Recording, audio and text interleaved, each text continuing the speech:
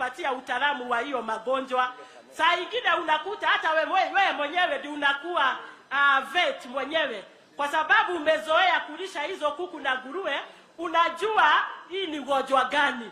Unajipata unaenda tu kwa unaitisha ile dawa yenye wewe unafikiria ndio inatakikana. So we need veterinary officers to come on the ground. Hiyo ingine kama walikuwa nasema ni hiyo ya financial constraints. Huwezi fanya hii biashara kama hauna pesa. Kama kulisha kuku wa mayai 1000 unatakikana kuwa na like 1 million. Kwa nini? Kununua kuku moja ni 140 shillings. Kwa hivyo kabla hata hujaipea chakula umetumua 140,000. Tena unaanza kupatia chakula for 4 months kabla itage. Na hata ingine inaendelea mpaka 5 months. Unatumia pesa mingi sana. Hata kwa nguruwe unaona hata sio lazima, saa ingine unaona sio lazima upatie chakula kwa sababu bei yake iko juu. Unaenda kutafuta chakula kwa hoteli. So hii biashara inataka pesa mkononi. Suluhisho, tunataka tukue na subsidized cost of raw materials venye watu wetu watatolewa tax. For the time being, tax iondolewe ndio waweze kuimport hizo. Lakini we encourage our people to grow sunflower. Hiyo ingine tuajiriwe, the government should employ hii yetu ya Kenya Kwanza more officers watusaidia on random checkups. Ingine ni marketing, tutafutiwe marketing, hata mayai ikuwe standardized bei yake. Si kufika kwa soko unauliza mwenzako mnauza pesa ngapi leo, lakini kama wewe mwenyewe hata wewe mwenyewe hujui ni ngapi unastahili kuuza, kwa sababu lazima uende na ile market iko kwa hiyo wakati. Hiyo ingine ya mwisho nikimalizia ni tuletewe government extension officers wenye watakuwa on regular campaigns against emerging diseases, na tena wawe wakikuja kwa mashamba zetu kutusaidia kuhusu magonjwa. Financing hiyo imeongelewa sana, tupatiwe SACCOS zenye tutakuwa tukienda tunachukua pesa kama watu wa kahawa na watu wa majani chai, ndio na sisi tutakuwa tukiregeza pole. Kwa hiyo mimi asante sana. Nitamatishe tu. Asante sana Mama Nyoko. Yes. So tumekusikiza kwa makini. Yes. Na I think jambo kubwa umesema ni tuwe na extension officers, yes, ili wasaidie wakulima na wafugaji wa kuku kwa mawazo na hata kusaidia kumanage ile magonjwa. Yes sir. Si namna hiyo? Yes. Na vile vile umesema tusikose soko ya Kenya, yes, kwa sababu imekuwa flooded na mayai ya kutoka sehemu zingine. Yes. Alafu ya kwamba cost of food ama cost of feed, yes, iko juu. kabisa. Na nimekuambia ya kwamba mpango yetu kama Kenya Kwanza ni kupromote local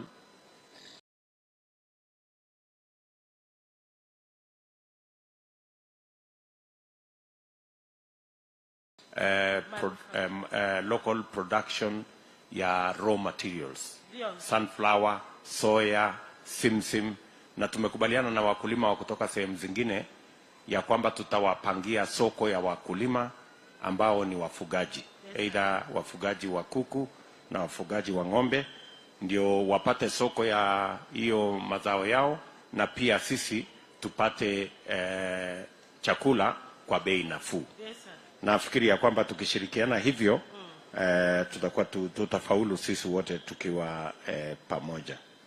I think those are the issues you have raised, yes, and thank you very much. Thank you too. Thank you.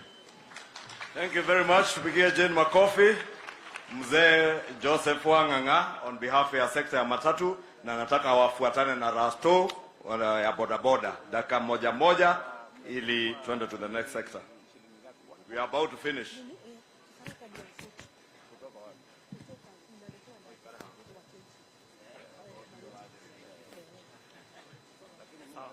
Amjambo. Kwa majina naitwa Rasto. Mimi ni kijana mwenye alisoma paka no school ahead juu ya kukosa school fees. Nimelelewa na mama kule kwa samba, nilikuwa nakula kahawa ndio afanye kazi. Lakini sikufa moyo, nilijikakamua, nikaanza kuhaso, nikaanza kuanza kufuna kahawa, nikatoka kwa kahawa Nikaingia kwa soko nikauza sukuma na baiskeli, nilikuwa naendea kilomita mingi sana. Nikangangana na sukuma, tukatoka kwa sukuma mzee akatuletea motorbike. Motorbike saizi ndio tunatumia, which is kwa motorbike tuko na challenge mingi sana. Na ingawa sisi wana bodaboda sisi ndio tumeinua uchumi wa hii nchi kabisa, lakini hatutambuliki. Hakuna mwenye anatutambua. So kwa motorbike tukianza na area yenye tunafanyia kazi, unakuta pale penye tunafanyia kazi hatuna mazingira mazuri. Hatuna ngojea customer akija umbebe, ukirudi kutoka kwenye umepeleka customer unasimama saidi ya barabara kunyora. Juu ile area hakuna pale unaweza jisaidia. So unakuta jua na mvua ni ya mtu wa bodaboda, na tutengeneza visawa na ili hali tunalipa kanjo. Your Excellency, ukikuja saidi ya watu wa bodaboda unakuta insurance inatufinyilia. Unakata insurance bei kali, ikifika kuangalia hakuna kitu yanakuangalia, ni ya bei kali, haitusaidii. Hiyo mtatuangalilia. Kuna licenses. Kuna watu wa bodaboda wanakuja, unatoka kwa shule anaingia kwa sekta juu license iko bei kali, bado hatapata wakati wa kwenda shule. So yeye ataingia kwa sekta, achape kazi, Mungu mbele. Tukiingia kwa matibabu, wakati mtu wa boda amepata accident, unakuta familia yao wauze samba, tufanye harambee, tumtoe hospitali. Kwa nini? NHIF card hatuwezi afford, iko na bei kali, hiyo ni ya masonko. Watu wa boda ni hasara, hiyo hatuwezi afford. Tunakuja upande wa mazingira, bado tukifanya kazi, mtu wa boda ni yeye na Mungu. Ukiingia kwa sekta, kuna jamaa nguo za blue na zijui za red na zingine za blue, za yellow. Jamaa anatuharas kila wakati. Ukienda saidi kanjo ndio huyu. Ukienda saidi jamaa mwingine nguo ya blue. Serikali ya Kenya Kwanza, mtatuangalia jamaa nguo ya blue sana. Wanatukalia. Ingine, Your Excellency, kuna empowerment. Mtu wa boda, hii Kenya sisi tunaonekananga kama wakora. Hakuna pale unaweza enda useme usaidiwe kaloni ama uchukue kaloni. Unaulizwa uko na title. Sasa utatoa wapi title na umetoka pale kwa mashamba, umesahasa umefika kaboda ni kaloni. So unakuta mtu wa boda hakuna pali anaweza enda asaidike na ka soft loan hivi anunue boda. Sasa hizi tunahangaishwa na hawa watu wanaitwa watu. Unaenda pale ukiwa kijana, unachukua pikipiki, unaambiwa unawekelea 15,000, ukimaliza kulipa inakuja 260. Kwa ile process ya kulipa ukilemewa tu kidogo, jamaa anakujia pikipiki wenyewe na sasa hizo umelipa 180. Sasa wewe ni wewe na Mungu yako.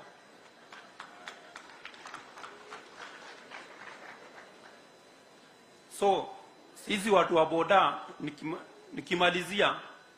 nikimalizia kwanza nitachukua maswali yako mawili ndio nimalizie. Wacha Excellency, naomba tusikie ya matatu alafu waulize wote maswali pamoja. Cause ni sekta moja.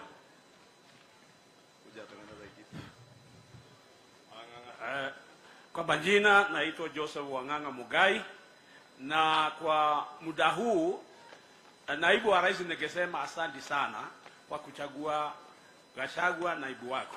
Gachagua namjua akiwa kijana mdogo, alikuja Limuru na nilikuwa naenda ofisi yake nikiwa mtu wa matatu chairman, tunaongea, na wakati alitoka Limuru hakukuwa na shida ya matatu. Asante sana vile ulifanya. Ulichagua Gachagua na mtu wa maana sana. Aliweka amani, alikuwa dio wa Limuru na alifanya maajabu huko na hakuwa na shida yoyote. Jambo ningesema kwamba mimi ni mtu wa matatu kutoka zamani. Nikiwa mtu mdogo nimefanya miaka 42. Watu wengi hawa hawakuwa wamezaliwa. Jambo la kwanza ni kusema kwamba sisi watu wa matatu ndio tunabeba watu na mizigo yao. Na hata nyinyi mlikuja na matatu. Sisi ndio tunafanya. Na Kiambu mzima nimechaguliwa nikiwa chairman wa Kiambu mzima. Na ni asante kwa sababu hii mambo umeweka, nilikuwa natafuta vile tutaongea na wewe. Kwa sababu Kiambu mzima kuna sub county 12 na nimesimamia sub county 12, kila sub county iko na chairman wake. Kwa hivyo nimesimamia chairman 12, wamesimamia sub county 12, na nilikuwa nataka kuwalete wote kwako, nikakosa nafasi. Napelekwa hivi, lakini sasa tuko na wewe. Mungu ni mkubwa, tuko na wewe sasa. Kwa hivyo tunabeba watu na mizigo yao na watu, lakini watu wa matatu ni wazuri sana. Kwa bus back sisi tunafanya kazi na mama boga, tunasaidiana na wanawake, tumewajiri vijana, na wale wanapika chai kado yetu wanategemea sisi, na tunawanunulia, na tunaleta watu wengi wanakuwa kwa sababu ya matatu. Nikitaka kusema kwamba matatu iko na shida nyingi sana, na ndivyo tulikuwa tunataka kukuona, kwa sababu wewe ndio utatuinua, kwa sababu tumelaliwa kabisa watu wa matatu. Hapo ningetaka kusema mafuta yamepanda, na yamepanda, kila mtu hapa ana gari na anapata shida. Kuna wengine wameweka magari yao nyumbani. Ni kweli kweli? Wengi wameweka, na watu wa matatu kuna wengine wameweka magari. Ikiwa hawajaweka bei, wameweka bei. Wananchi ana shida ya kutembea kwa sababu bei ni kubwa, kwa sababu ya petroli. Shida nyingine ni harassment, na hiyo imesemwa ni mwenzangu alikuwa hapa. Hiyo iko sana. Ukienda hivi unashikwa, ukienda hivi tunaendelea tu na shida hizo. Jambo lingine ni license. License iko kali sana ya matatu. Unakuwa dereva akiwa anataka barua, anaenda kwa shida nyingi, baji nini, mambo mengi ya serikali. Kwa hivyo mambo hayo wengi tungetaka utuangalilie. Check unit, magari yetu inafanywa checking. Watu wanaenda Nairobi, tunajazana huko, tunakaa. Wengine wanaenda mpaka Ebu, wengine wanaenda Machakos. Tafadhali tungekuomba ukiingia serikali ya Kenya Kwanza, kila inch au kila sub county au iwe na check unit yao. Hatuwezi kuwa ati tunaenda mpaka Ebu, wengine wanaenda Machakos, wengine wanaenda Nairobi, tunashinda huko kutoka asubuhi, unaambiwa kuja kesho. Tupoteza muda mrefu sana. Kwa hivyo check unit tuangalilie tafadhali. Jambo lingine, mambo ya petroli inaendelea. NTSA inakuja kwa sisi. Vile vile National Assembly na Senate. Tungekuuliza kwa petrol, kwa sababu sisi ndio tunatumia petrol, tuwe na mtu wetu hapo. Utuchagulie mtu wetu hapo. Ili ikiongezwa anaongea juu yetu. Hatuna mtu wa kutuongeleza, inaongezwa kila Thursday. Tunajua kesho tutakuta petroli imeongezwa. Thursday inaongezwa. Hata watu wengine wanashindwa. Iliongezwa mwezi uliopita, sasa imeongezwa. Tungekuwa na mtu wetu hapo, angesema leo hakuna, watu hawa wamepata shida. Jambo lingine ni NTSA. NTSA imeongeza mambo mengi kwa magari. Ikiwa unaleta gari kutoka ng'ambo, shida. Ikiwa ni gari ina jambo lingine, shida. Kwa hivyo tungetaka utuangalilie kabisa. Jambo lingine, sisi tunataka kutolewa kwa barabara. Unaona BRT imekuja na sisi tunaondoka. Sisi tusipoangaliwa tutakula home. Hiyo magari inakuja itamaliza kwanza Kiambu. Unajua matatu ile inabeba Nairobi sana yote imetoka Kiambu. Kikuyu, Kiambu, Thika yote ndio ya watu wa Kiambu. Kwa hivyo watu wa Kiambu waangaliwe, wasimalizwe. Kwa hivyo BRT iangaliwe. Jambo lingine ni National Assembly. Ndio kunafanywa sheria. Sheria ni lazima utufanye unominate watu wengi, wawili au watatu. Kwa sababu tusipokuwa na mtu wa kutuangalilia au kututetea huko, tunakwisha. Kwa hivyo tafadhali utuangalilie. Jambo lingine ni barabara. Nimesikia watu wakiongea juu ya barabara. Rally sub county mkubwa huko anaitwa Mungai. Wakati tunaenda kwa mkutano, rally haina rami. Ile imetoka wapi? Roiro kwenda rally.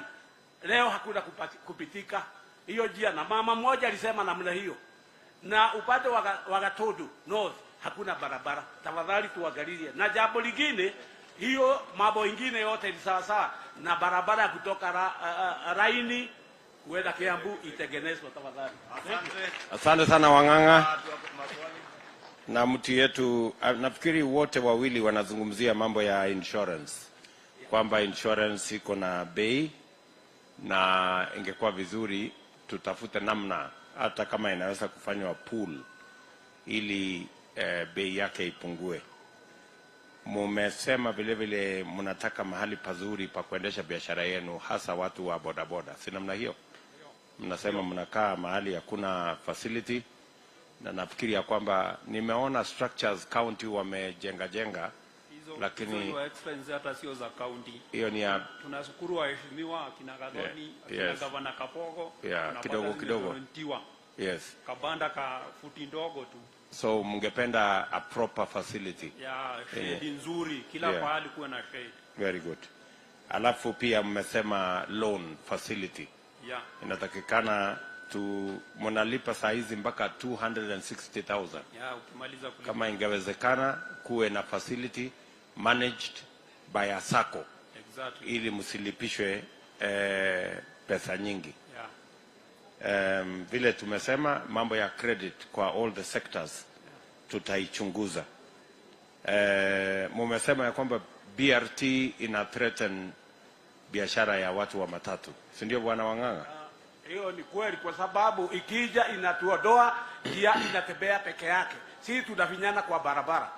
Kwa hivyo tungetaka kuangalia isije ikamaliza, na hiyo BRT ni matajiri, si watu hohe hasura hakuna. Ni matajiri watu na hiyo gari. So ungependa kuwe na usawa? Kuwe na usawa, wanyonge na wakubwa wawe sawa. Tunakubaliana. Alafu pia mngependa kujumuishwa katika mahali ambapo sheria inatengenezwa. Kwa sababu sasa umejua Kiambu, hujasikia Kiambu imegoma. Kwa sababu jambo likija tunakutana hiyo sub county wote tunaongea, na hakuna kugoma na kupigilia serikali, kwa sababu tunaongea kwa jina moja. Asante. So tumetangaza kama chama kwamba wale wanataka kuwa nominated wa apply. Pengine utawaambia watu wako wa matatu wa apply, ndio tuone kama tunaweza kuwapatia nafasi, aidha kama bunge la Kiambu ama bunge la kitaifa ama bunge la Senate. Mtafanya hivyo? Tutafanya hivyo, lakini ujue mikato kama vile nilikuwa nataka kukuona, ningekuwa na isipokuwa ni leo. Nimejaribu sikukuona kwa sababu kuna watu wanaweka vikwazo. Nilijaribu kuongea na Kaveu. Unajua Kaveu yuko pale. Hiyo ndio chairman wa Kiamba. Okay. Nilijaribu lakini akaniambia huwezi ona yeye. Huyo Kaveu nilienda kwake. Ulienda wakati ulienda kwake nilikuwa nataka kukuona. Lakini akaniambia. Wasa wewe Kimani, sasa wewe wacha utatafuta hiyo network alafu tuonane na hao watu ya matatu. Asante sana. Thank you very much gentlemen. Na nikimalizia, sisi watu wa bodaboda tuna imani ya kwamba serikali ya Kenya Kwanza itatuchunga, haitafika bali tuitwe wakora na terroristi tena. Asante. Hiyo ni kabisa. Next ni Jacinta on behalf of PWDs.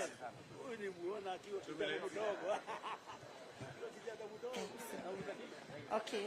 Kwa majina ni Jacinta Wamboi Bacha kutoka Thika Sub County. Nilikuwa mgombeaji wa MCA Hospital Ward. Ya kwanza ningependa kuzungumzia about challenges zenye watu ambao wanaishi na ulemavu wanapitia.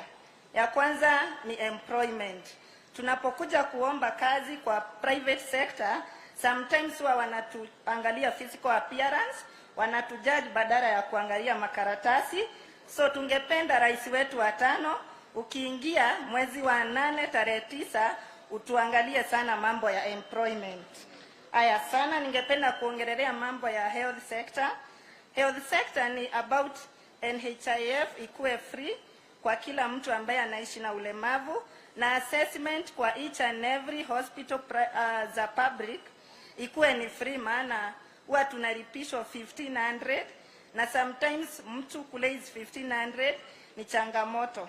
Another thing ningependa kuongelelea vocational training. Hizo ni kama wenye hawashiki masomo haraka, sometimes wanaweza benefit na skills kama ushonaji wa nguo, kutengeneza viatu kama hiyo umepatiwa hapo, utengenezaji wa necklace na vikapu. So tungependa zikuwe mingi. Thika kuna moja, lakini tungependa each and every county ikuwe na vocational training ya watu ambao wanaishi na ulemavu. Kitu ambayo pia ningependa kumalizia nayo because of time ni request. Hatujai kuwa na CS ama PS ambaye anaishi na ulemavu. Ningependa hii serikali yako, rais wetu wa 5, kuna watu ambao wanaishi na ulemavu wamesoma. Ningependa utupatie CS mmoja na PS. Tuna watu kama Maura wamesoma na Sankok na wengine wao. So kwa niaba ya walemavu milioni 6 tunasema ni asanti. God bless you. Tunashukuru sana Wangeshi. Tayari unaona Mwaura ni nominated senator, ni nominated MP, so hatujawasahau sana, lakini tutaona vile ya kuongezea ndio muweze kushiriki katika uongozi wa taifa letu la Kenya. Nakubaliana na wewe ya kwamba hata ingawaje kwa sasa tumesema wale watu wanaishi na ulemavu wapate msaada wa serikali, NHIF walipiwe, pia wapate ile stipend ya kila mwezi. Mimi najua ya kwamba hiyo stipend saa zingine inachelewa, inangojewa miezi 2, 3, saa zingine miezi 4. Sisi tumesema ya kwamba katika serikali ya Kenya Kwanza, walemavu, watu wanao wale wazee pamoja na mayatima ambao wako katika program yetu watalipiwa stipend yao kabla ya mishahara ya wale ambao ni watu wako na uwezo kulipwa mishahara. We are going to make sure that the stipend going to the vulnerable is paid ahead of any salaries that are paid, because they are more deserving than the rest of us. Alafu mwisho tutashughulika na hiyo umesema mambo ya employment. Maybe we will want to work on the law so that it is not discriminatory and it becomes sometimes mandatory for people to be considered people living with disability. Asante sana. Asante. Thank you very much, Your Excellency. The last group, na mutatuia radhi sababu ya masaa, naona imebakisha dakika 12 ifike saa 7. We have the last group of Brian and Daniel on ICT, Youth and Sports. Please allow us hawa wakuwe wa mwisho kuongea. Tuko na Kangara GN who was also to speak on youth, Mwangi on cooperatives and circles, Gideon Kahwai, Mwangi from Larry, Gideon Kahwai on the creative industry from Ruiru, Mr. Gisharu on the education sector from Githongori. We had James Pasha on milk processing, and Mr. Nyakundi from Kikuyu on value addition, environment and talent academy. Tafadhali hao wote nimetaja, tupatieni your written memorandums hapa ili hawa vijana wetu they speak to us on behalf of the youth, ICT and sports, sababu ya masaa githeti guo tukinyie hau nigetha tutigathie muno, tutigathukie mathaa tureranite andu a Kiambu, turi andu a kwiyethera, tuke rucini turikie na thaa 9 tukorwo micii tugikama. Karibu.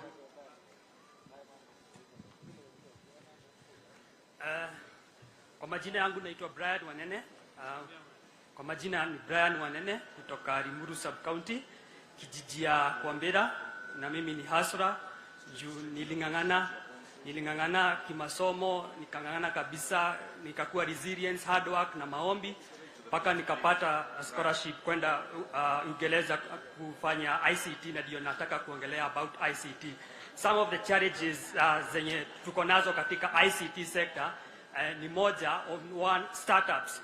Startups hakuna funds. Now we have young startups with brilliant ideas, but they lack mentorships, and also they lack the incubation hubs for them like to nurture them. The other thing is on digital skills. Though tunajaribu lakini sana sana tukikuja huku kwa mashinani kuna hiyo gap, hakuna watu wako na skills enough. The other thing is about internet connectivity. To get internet connectivity, we want internet connectivity because saizi ICT imeenea kabisa. Wakati wa COVID mliona venye ICT ilikuja ikabadilisha venye biashara zinafanywa na venye watu wanafanya vitu, ikiwemo e-commerce na hiyo online shoppings na hizo vitu zote. The other thing is about licensing of Microsoft. Like Microsoft systems, licensing iko very high, na unaona venye like tuko na Microsoft Center, so we can be able like to do something.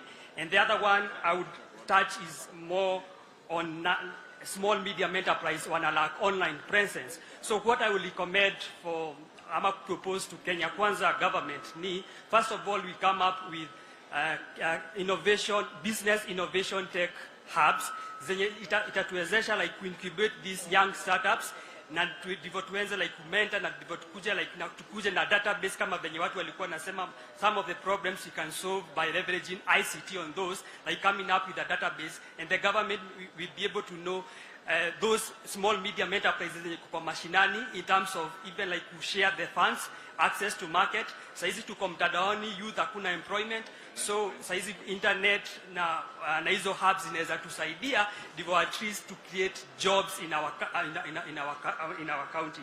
So that's all, and I believe moving forward, because I have expertise in digital innovation hubs, I spearheaded the first innovation hubs in the country hapa Limuru. I have ujuzi, so it's also my proposal nikikua kwa hiyo process ya kuplan na kuimplement. Asante. Thank you, Daniel. Thank you, Your Excellency, for this opportunity ambao ni ya kuongelea mambo ya youth.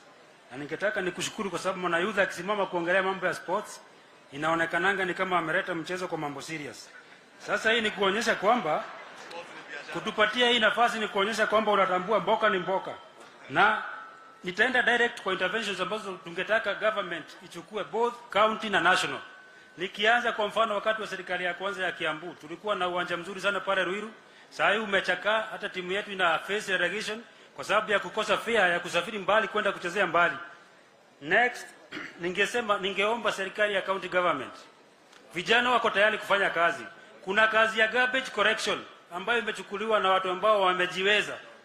Vijana wako pale hawana access ya kupata pesa wanunue hata gari ya kuchukua kusafisha mtaa yao ili wapate kitu kwa mfuko, at least hata kama ni games wanaenda wapate kitu.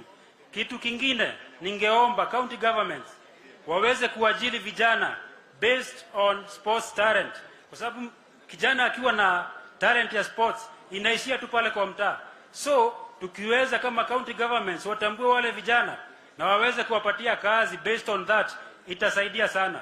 Hilo lingine ni kwamba wakati wa serikali ambao ni hiyo pia ya kwanza, kulikuwa na kitu inaitwa Super Cup ambayo ilikuwa inaongozwa na Mheshimiwa Karongo Wadhangwa.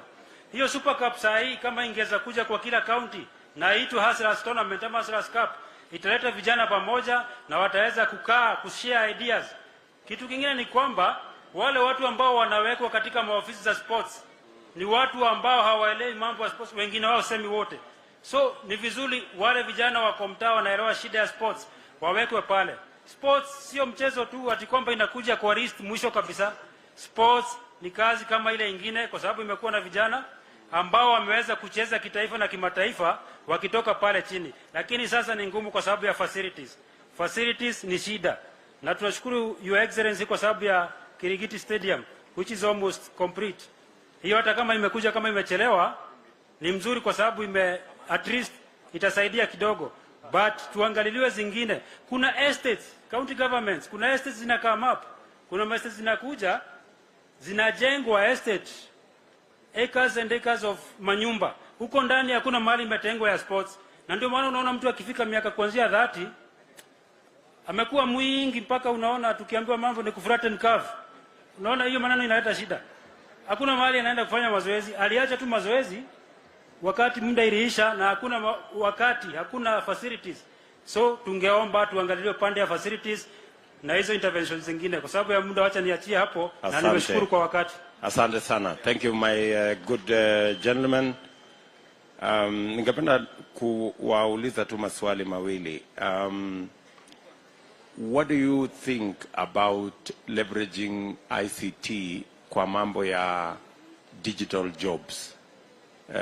Do you have any suggestions on how we can scale it up? We know there is there at the moment, but what do you think we need to do to scale up? First of all, we need to have structures, like ICT infrastructures, that is high internet connectivity. If we can be able to extend the fiber optic in terms of kilometer, like now we are having 4,800 kilometers covered. If we can be able to extend in terms of internet connectivity. Move next to the microphone so that we can hear you. Yeah, the internet connectivity in terms of increasing the kilometer the fiber optic covers. The second one is accessibility of gadgets, like to make them be able like to have to work using those gadgets. The other one is about now digital inclusivity. Some of our youths, especially those who are at the grassroots, they doesn't have enough digital skills. So when we come up with digital innovation hubs, we can be able to have trainings on them, and also we can also partner with TVETs in such areas. So TVET, we should tailor-make our TVET programs to include a heavy touch on ICT. Yes. There are youth centers in every constituency. What do you think of them? Are you aware? Yes. And I thought we had connected Wi-Fi to those youth centers. Are they useful, or how can they be improved? Actually, I was the one who spearheaded the first pilot project in Limuru. So in terms of internet connectivity, it was a bit low because it was not fiber optics. So, and also the gadget that they provided for the youths were just tablets. And you know, if you work in online, you have to have a laptop so that you can be able to type. So it was not as much efficient, but if you can be able like to see those challenges and be able like to come up with a hybrid of those, it will make a lot of sense. So you're saying we should station more of those hubs along the backbone of the fiber optic. Yes. It will give us much more, a better return. Yeah, the impact. A bigger impact. Yes, and also the other part on another sector is about now the startups, because we have brilliant students, brilliant people, young people who have ideas, but they lack mentorship, and also they lack funds, and also the direction. You can be able to have them incubated from ideation. They are being guided up to scaling, and also be able like to come up with maybe innovation business competition annually, and be able like to link them with international investors and also like the local investors. It will make a lot of sense. Very good. Lastly, what do you think is the impact of digital jobs? How realistic is it? And on average, what do you think the people working on that space, how much money do they make? Do you have any idea? Yes, it's a good job actually, because most of the graduates who are disappointed because they don't have jobs, they have gone to working online. And if you are resilient enough and you work hard, approximately you can earn even 500 per day. That is like the minimum, because I worked online when I was at campus, and I could like I was doing academic writing, and one page I was being paid 200 Kenyan shillings, and per day you could even do like five pages on research and earn more. Okay. Yes. So what do you think we should do to scale up those online jobs? I think it's to support the ecosystem around digital works, like online work, to support and come up with better policies, where even we don't, right now we have been imposed the tax, so we can make it like, you can leverage even on the tax, and also support the ecosystem around working online and make it like more of legal. Okay. Yeah. Okay. Thank you very much. I think we need a conversation. Yeah. And I think our team, Mwaura, let us have a wider conversation with this good man. I think he can we can benefit from his insights. Thank you very much, the gentleman, Brian, and my good brother there, Asanteni sana. Thank you very much. Asante sana, tuwapigie makofi. I think, Your Excellency, tutamatishe hapo kwa wasemaji ambao tulikuwa tumetayarisha, na tumeuliza wale wengine wengi kwa heshima ambao tulikuwa tumetayarisha watupe written memoranda ili tuweze kuconsider zote. Your Excellency, the Deputy President, tumesikia Kiambu tuko na resource ya kutosha, especially human resource and expertise and skills that we have right from our young people, our sports and youth and ICT to Benson na ukulima. Na najua sisi wote pia tumesoma kitu leo. Najua mimi na Mheshimiwa Gachagua leo ndio tumejua magunagui kana makorofea inaitwa parachichi. Gachagua kwao wanaita makodofea, guito na kwa tumetaka magunagui. Leo tumejua na Kiswahili inaitwa parachichi, na Moses Kuria na Kabogo wamejua kutoka kwa Rasto kunyora ni nini. Kana Kuria ni uko wewe, leo dogo shoka Google ya ugaga. Takua unasema kunyora, sio hiyo ingine unasemanga. None alaho no kirele utodo. Kwa heshima, sababu ya masaa, nitauliza kwa heshima wale aspirants wetu wote wa Kenya Kwanza, wa UDA, tuweze kusimama juu, wa MCA aspirants from all our 60 wards. UDA aspirants tusimame. Tafadhali tuwapigie makofi, hao ni wa UDA. From all our 60 wards, please take your seats. Wale wa chama cha kazi, kama kunao, ndio hao wapigie makofi. Kuna wale wa chama cha tujibebe, wasimame. Wa MC aspirants, tuwapigie makofi. Wa ANC, kama kunae. Ford Kenya, tuwapigie makofi. Asante, hao ndio MCA aspirants wetu wote. Kwa heshima pia niombe wale ambao ni aspirants wa viti za ubunge za Kiambu, wa Kenya Kwanza wote pia tuweze kuinuka. Labda mnaweza kuja hapa tutaje jina tu ili watu wawaone. Jina peke yake sio hotuba. Leo ilikuwa ni siku ya kusikiza. Na kithe tutiathikiriria ndo aria tukite guthikiriria. Leo nao tumenyerete kwaria omothe tuthikiririe jina tu na constituency yako. Mimi naitwa Mashua Waidaka kutoka Kiambu Town constituency.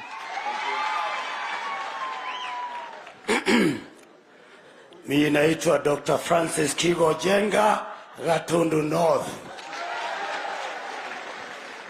Amjambo, Mbolo Kahangara kutoka Lari constituency. Thank you. Hamjambo, Gathoni wa Mushomba Githongori constituency. Naitwa Engineer Kirago Shege wa hapa Limuru. Koimbori Ndongo kutoka Juja. Daktari Githaga Njeri Karanja, Thika Town MP aspirant. Chama gani? Chama cha kazi, kazi na pesa. Thank you. Mheshimiwa Alice Ng'ang'a kutoka Thika Town constituency. Aya, Jiji Kagombe, Gatundu South. Githua wa Mashukuru, Kabete. Simon Ng'ang'a King'ara, Loilo. Joan Kanini, Chama cha Kazi, Githongori constituency MP. Thank you. Joseph Mwangi aka Maendeleo, Gatundu North. And Wajikoa Moradha, woman rap, Kiambu County. Mase Nogari, woman rap, Kiambu County.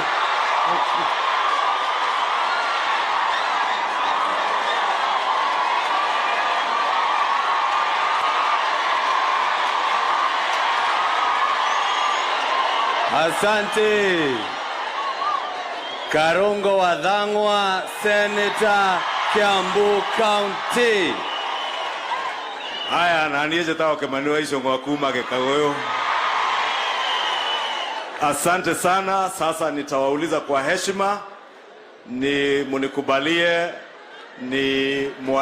niwaalike wale pia viongozi wengine wetu. Mheshimiwa Keto wa Rogoro, ulikuwa hapo. Simba Jike kutoka Laikipia. Nafikiri hakuna mwingine tumeacha. Tuko na viongozi wengine wa Kenya Kwanza, na naomba munikubalie nianze na governor wa Masaku ama Machakos County, ambaye pia ni party leader wa chama cha maendeleo. Mheshimiwa Governor Mutua.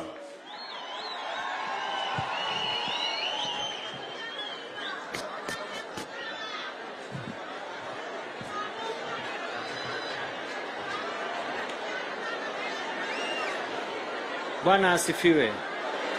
Bwana asifiwe. Adoa Kiambu, Murega rigi. Nijitagwa Alfred Ng'ang'a Mutua kuma Machakos, na Your Excellency, hapa niko kwa mashemeji wangu hapa Limuru, tukiwa hapa. Tumeongea sana, naomba mnisikize. Tumeongea sana, na mimi nitaongea machache kwa njia ya chapchap. Na nimezunguka na nimejiuliza sana, yule yeyote amesimama hapa anaongea kuhusu matatizo, kuhusu shida. Inaonekana ya kwamba nchi yetu ya Kenya imekuwa nchi ya lazima kunakuwa na mvutano na shida. Life is not easy. Everything is a struggle. Nataka kuelimisha kidogo kwa ufupi. Do you know why life is a struggle in this country? Ukisoma economics wanakuwa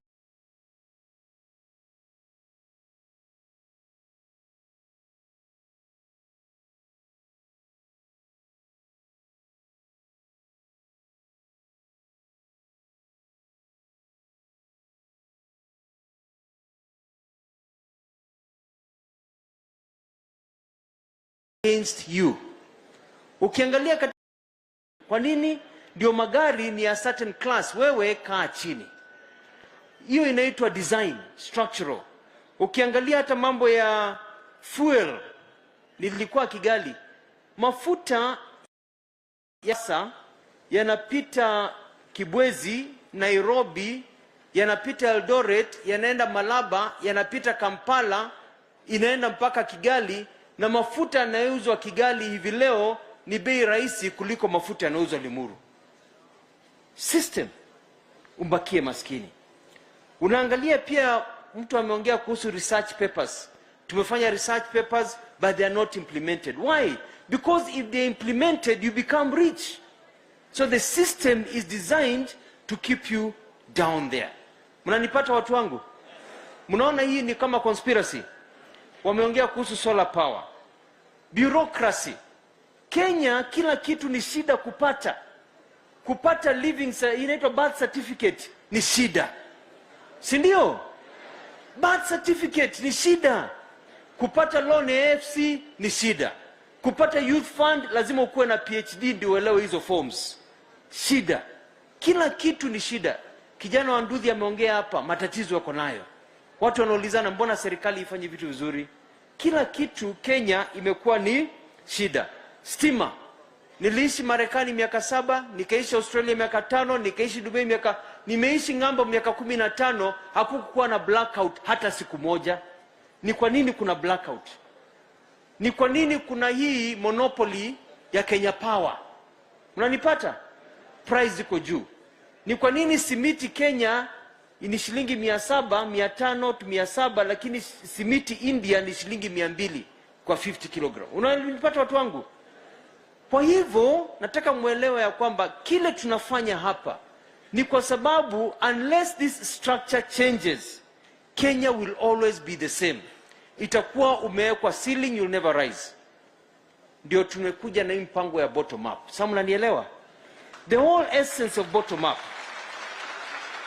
is to break this design ya kuna wale wako huku na sisi tuko hapa chini.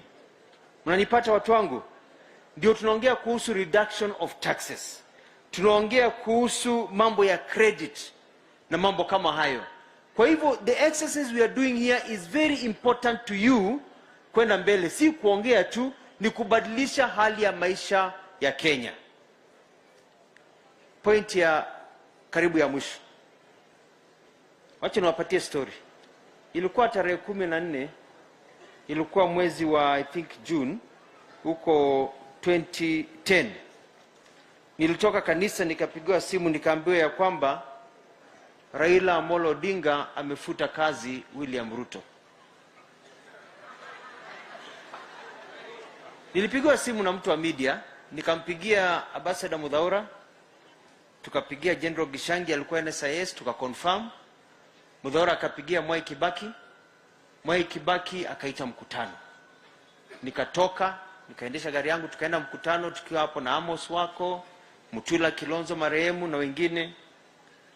Na jambo la kwanza Kibaki aliuliza ni, but William Ruto is my best minister.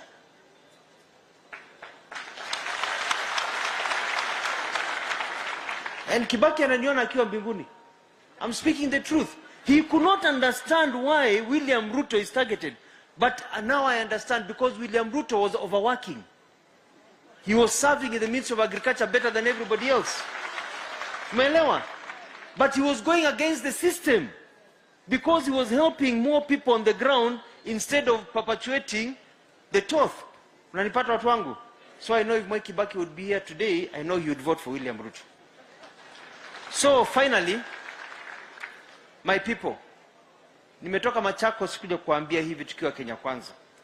The elections that are coming up are not an election about just William Ruto ama Raila na wengine. They are an election between Kenya moving forward differently or us remaining in the same place.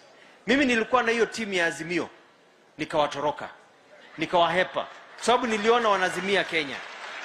And we are not here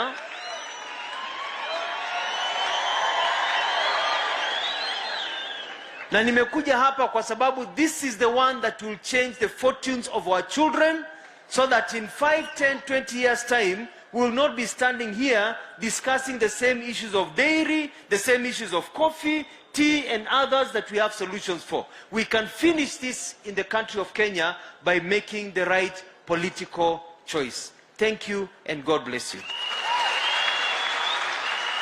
Asante Gavana Mutua, mtanikubalia nitachanganya kidogo. Taka nimuulize mheshimiwa senator wetu wa Kiambu ambaye pia ni governor aspirant wa UDA, mheshimiwa wa Matangi, to come and also give you a very brief remarks.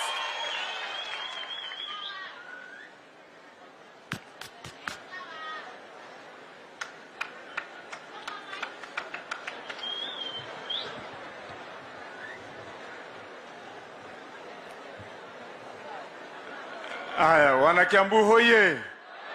Wanakiambu hoye. Hebu tusalimiane salamu zake za Mwenyezi Mungu siku ya leo, siku nzuri. Your Excellency, our Deputy President, the leader of Kenya Kwanza, and the 5th President of the Republic of Kenya. Siku ya leo, Mheshimiwa Naibu wa Rais, tumeheshimika. Na mimi nataka tu kusema mawili mafupi. Ya kwanza, Your Excellency, mimi nimefurahi kwa vile sisi kama wanakiambu tulikuwa tumeke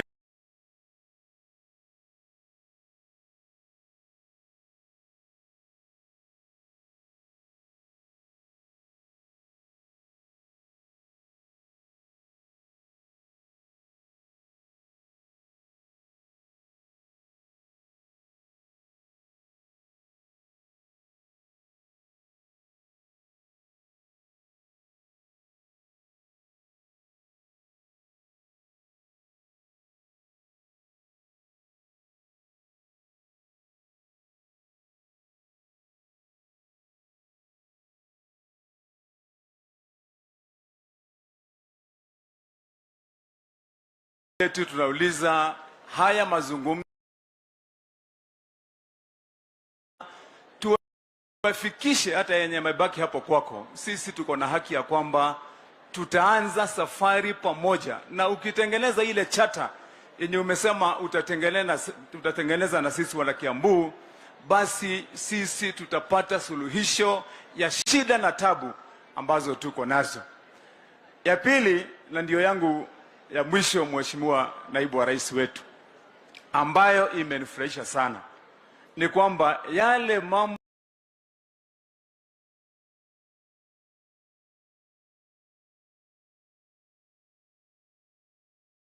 yote ambao wana Kiambu wamezungumza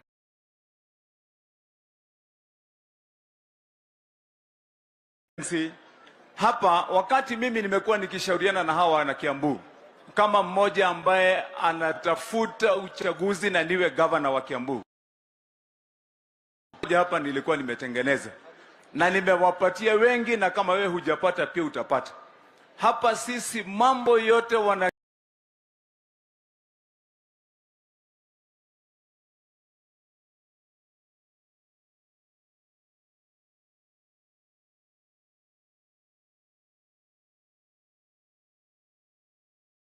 Kiambu mumetaja, tumeweka hapa kwenye hii. Mimi naita kuwa tunaangalia wanabiashara wadogo.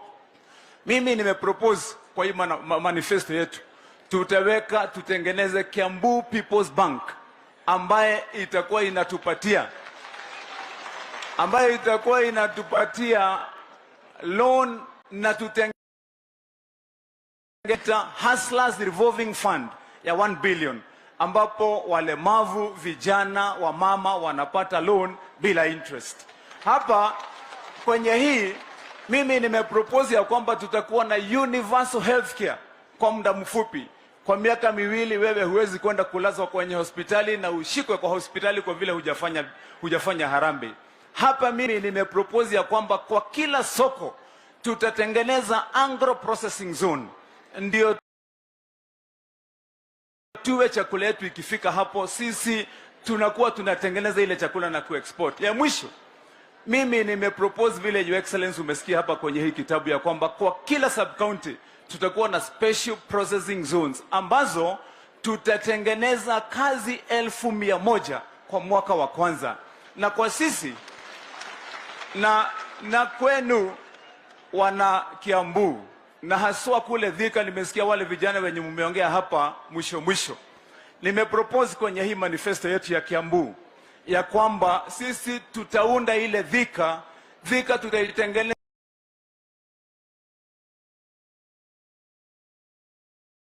ikuwe Thika Industrial Smart City. Sisi najua tutafanya safari nzuri na tutakuwa na Kiambu mpya. Kwa hivyo Your Excellency, kama yule Ndongo hatapata nafasi ya kukua CS wa agriculture kwenye serikali, umwachie sisi. Asante, nataka nimkaribishe Speaker wetu wa Bunge la Kitaifa, Honorable JB Muturi, to put the question.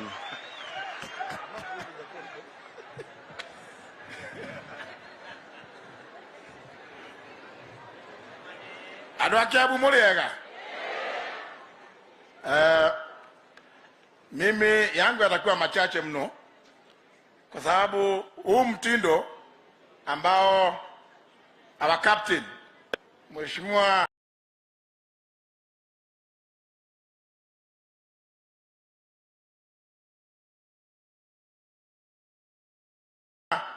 William Ruto ameanzisha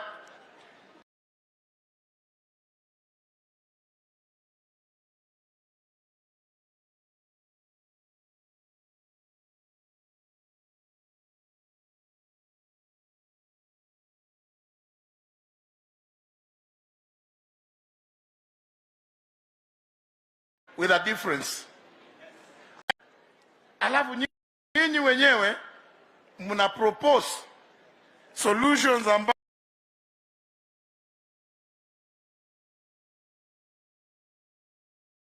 ambazo mnaona kama about the welfare of the common man. And it is for this reason, wenzangu wa hapa Kiambu, ambao wengine wenu tumekutana na nyinyi, umeona wengi tumejiunga kama vile Gavana Mutua amesema hapa. Mheshimiwa Musalia Mudavadi, Mheshimiwa Weta, zote tumejiunga kwa sababu kweli tumeyachunguza na tukaona hapa ndio Kenya itaweza kufufuka.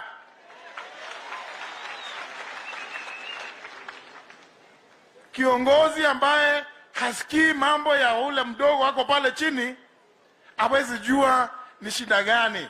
Just like we say, it is the wearer of the shoe who knows where it pinches most. Ni kweli. Kwa hivyo nyinyi ndio mnakuja mnatuelezea kiatu inauma wapi. Ndio naye kiongozi wetu. Ama mko na tashwishi? Watu wa Kiambu, mko na tashwishi? Si captain tumemchagua vizuri? Ama mnataka nifanye ile kazi yangu pale bunge? Mnataka kuamua saa hii? Saa hii tu? Tarehe 9 mwezi wa 8, rais wa 5 wa nchi ya Kenya atakuwa nani? So I put the question. Will as many as of that opinion say aye? Yeah? Will as many as of the contrary opinion say no? Basi, Mheshimiwa Gathoni wa Mushomba. The ayes have it. Asanteni sana watu wa Kiambu. Asante sana, naomba kwa heshima nimkaribishe pia party leader wa chama cha CCK ambaye pia ni member wa Economic Council ya Kenya Kwanza, Mheshimiwa Moses Kuria.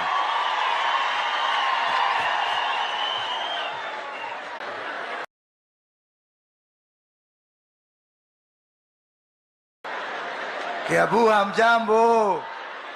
Hamjambo Kiambu? Tusalimiane kwa hewa. Asante sana. Siku hizi sina maneno mingi,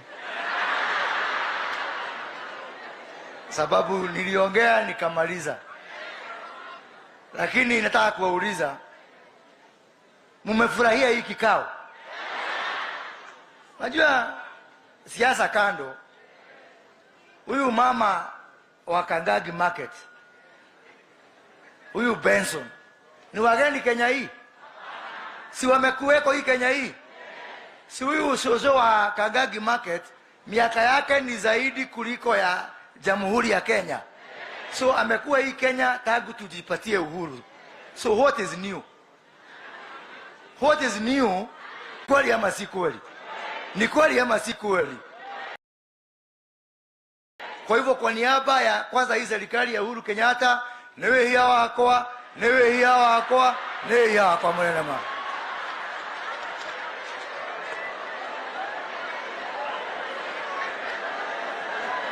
Na asante sana naibu wa rais kwa kutukumbusha, na umetoka huko kote. Tulia rais, kwamba kuna Soso wa Kangagi Market ambaye tumeishi na yeye na mashida zake, na shida ya watu wa kahawa, na shida ya watu wa maziwa. Halafu niwaulize, na pia nikufanyia mtihani kidogo naibu wa rais na Mheshimiwa our deputy president incoming Brigade Gachagua na Mheshimiwa Musalia na Mutua na Weta, hii maneno yote tumesikia hapa, among ili maneno wananchi wametuuliza, ni gani ambao haiwezi kutimiza? Kuna hata moja? Is there any nuclear science? Is there any rocket science? Hii ni mambo rahisi jamani. Kama hatutatimiza hii maneno, sio maneno ya kula peke yake, mimi nahakikishia biguni hatutaona.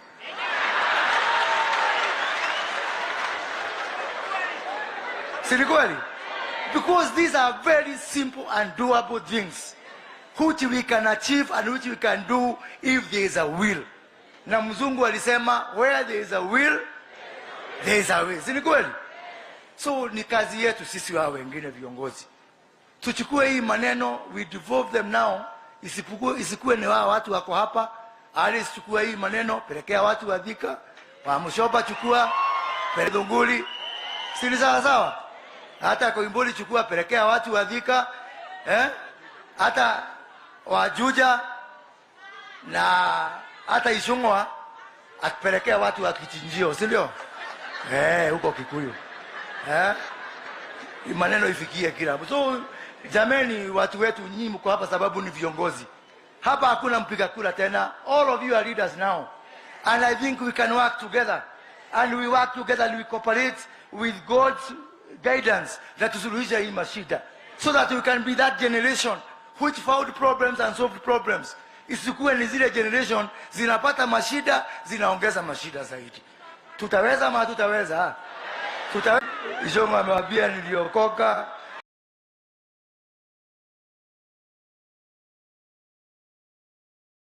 Na wahakikishia mimi nitaona Mungu kwa macho. Lakini niseme kama member wa Economic Council hii ya Kenya Kwanza, hii maneno mmetupatia, one, timu yetu iko hapa na senator wetu Isaac Mwaura ako part of that team of experts. Anasimamia two groups, experts and foreign investors. So kamala siri ado gotora gira ko kora yu. So Senator Mwaura na timu yetu na pia sasa tumepatiwa two experts. Benson amejiunga na timu yetu, na huyu kijana wa Limuru wa digital economy pia tumuunganisha kwa hiyo timu yetu. We collect all these views, turudi hapa tena kutia sahihi mkataba ya serikali ya Kenya Kwanza chini ya incoming President William Ruto na watu wa Kiambu, si ndio? MCA waweke sahihi, si ndio? MPs waweke sahihi, wa Matangi waweke sahihi, kafaka voko ekeleza dhahiri yake huo, si ndio? Na mimi niweka yangu, si ndio? Tuungane wote, because this is not about me and you or what you become and what I become. It's about our collective effort as a people of Kiambu. Itorai gwithania hii ruti hidi ya wana hii nuga tuika nuga kati uratongoria na ni gukua maraku ni ngaragu kati go ya doito. So tuungane pamoja, irrespective of your ambitions, your positions, who you are, we have a big responsibility, unless uwezi kutaka kuona Mungu kwa macho.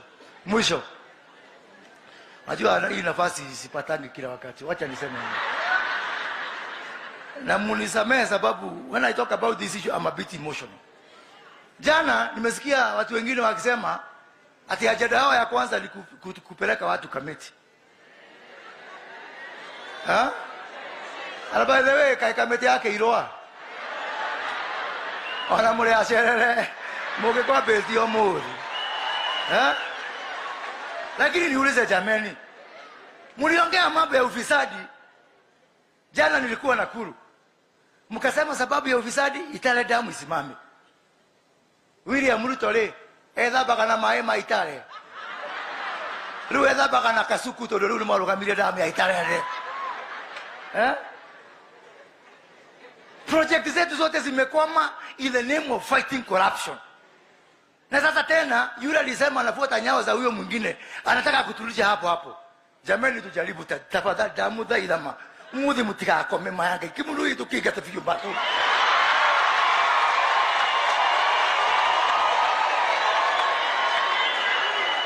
Niko hapa nimealika rafiki yangu, nilimwalika kwa hii kikao. He was a PS. Wapi PS Duati? Former PS Duati. Huyu rafiki yangu mimi nimemwalika specifically. He was fired as PS irrigation because kuna watu walikuwa wanataka kukula damu ya dhoake. Akilipokataa ikuliwe akasifutwa kazi. Jamani, Raila Odinga, rafiki yangu Martha Karua, mnaanza kusema mtafunga watu. Wale walikuwa wanataka kula watu, huku kuja uulize Duati, anawajua. Na wengine wao ni mpaka mabaisi ya Jubilee. Kwa hiyo shika wao leo wapeleke kamiti. Kwani kamiti iko wapi? Kwani ni kesho? Kwani ni kesho?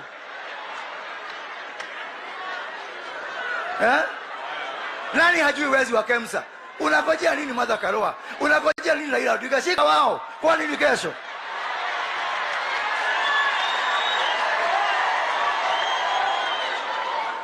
Tuna hii barabara yetu hapa ya Ruaka. Kutoka Eastern Bypass Ruaka kupanda hivi 22 km imejengwa at a cost of 21 billion. Yani that is 1 billion shillings per kilometer.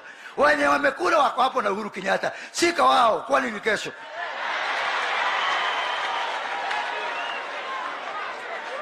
Kule kule Lamu. Tuko na barabara moja hapo. Wacha hata expressway. Kutoka Lamu kwenda Garissa. Atilipati ya Lapset. Kilomita moja na nikuweka Maram. Ile tunateka na CDF na kila shilingi milioni 2. Imepewa budget ya 86 million per kilometer for gravel. Na wao watu wako kwa hiyo serikali. Washika leo Martha Karua na Raila Odinga. Kwa nini kesho? Hii barabara nimewambia Eastern Bypass imekuwa procured not by a tender committee but by NIS. Tangu lini NIS ikakuwa ya kufanya tender? Hao watu wamefanya hivyo wako kwa hii serikali. Martha Karua na Raila Odinga washike leo. Kwa nini kesho?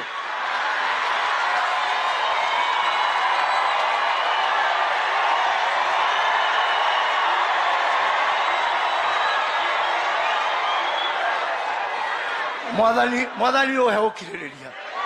Yo heo kiririria. Tolo maya na watu walie kinya ng'ombe ciruke. No andu matigecirie turi akigu. Kwe andu maratu na magecirie turi akigu. My friend, tokoro mwaciarirwo mukihuragirwo thuruti no tutire akigu. Na ithuĩ prime minister gwitũ na nĩ ithuĩ ma president tutiriaga gwaku my friend.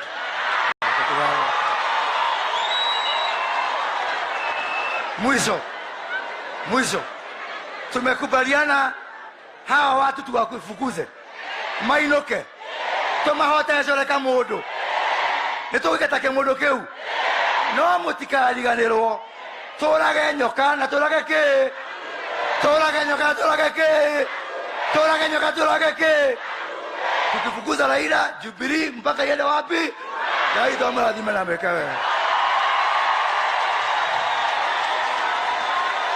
Igwe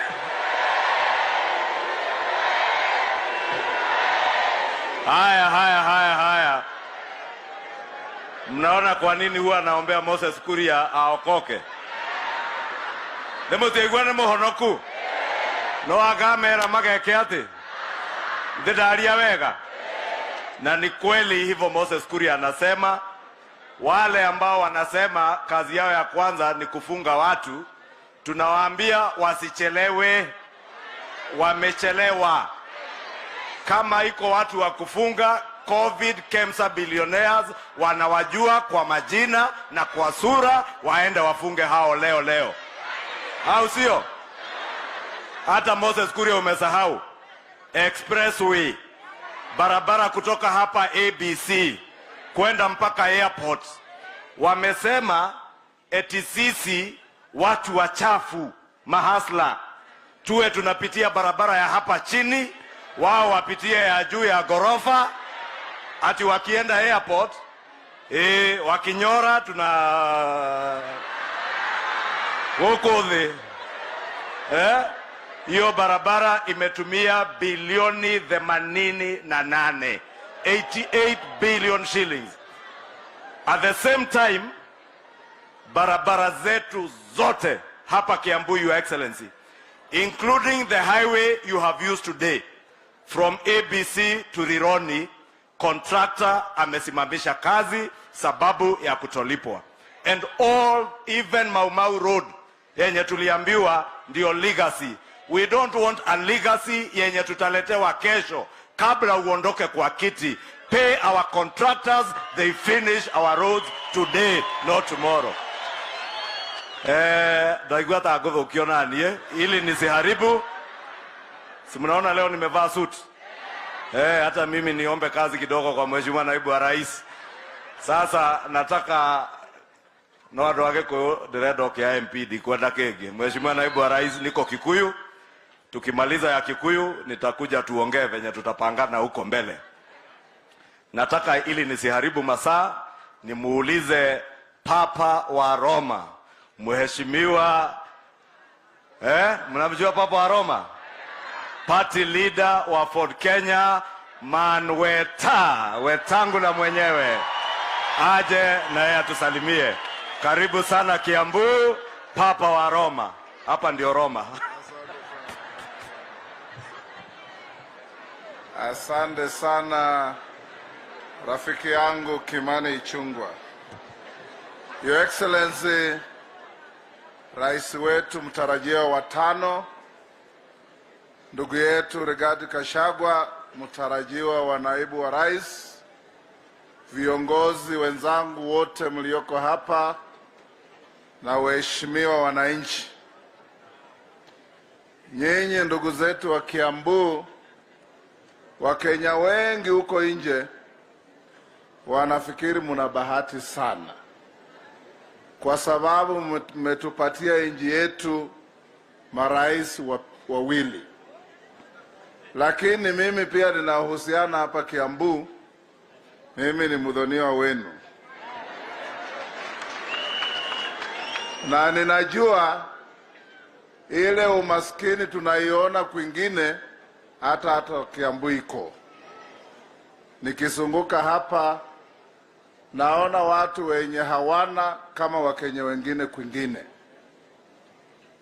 Tumesikiza kwa makini sana yale yote imesemwa hapa, na tofauti tulio nayo na wapinzani wetu ni kwamba sisi tunaleta serikali ya awamu ya 5 ya kumsikiza mwananchi wa kawaida, atuelezee maneno, kwa sababu hatujui kila kitu. Nimemsikiza mama Karimi, ule mfukaji ng'ombe. She touched me because Deputy President, mimi nilijaribu pia kuvuka ng'ombe. Wakati moja I was milking 200 freshens. Nikakosa mahali ya kuuza maziwa, nikakosa mahali ya kupata chakula, wafanyakazi wakaanza wizi, na saa hizi sina ng'ombe hata moja.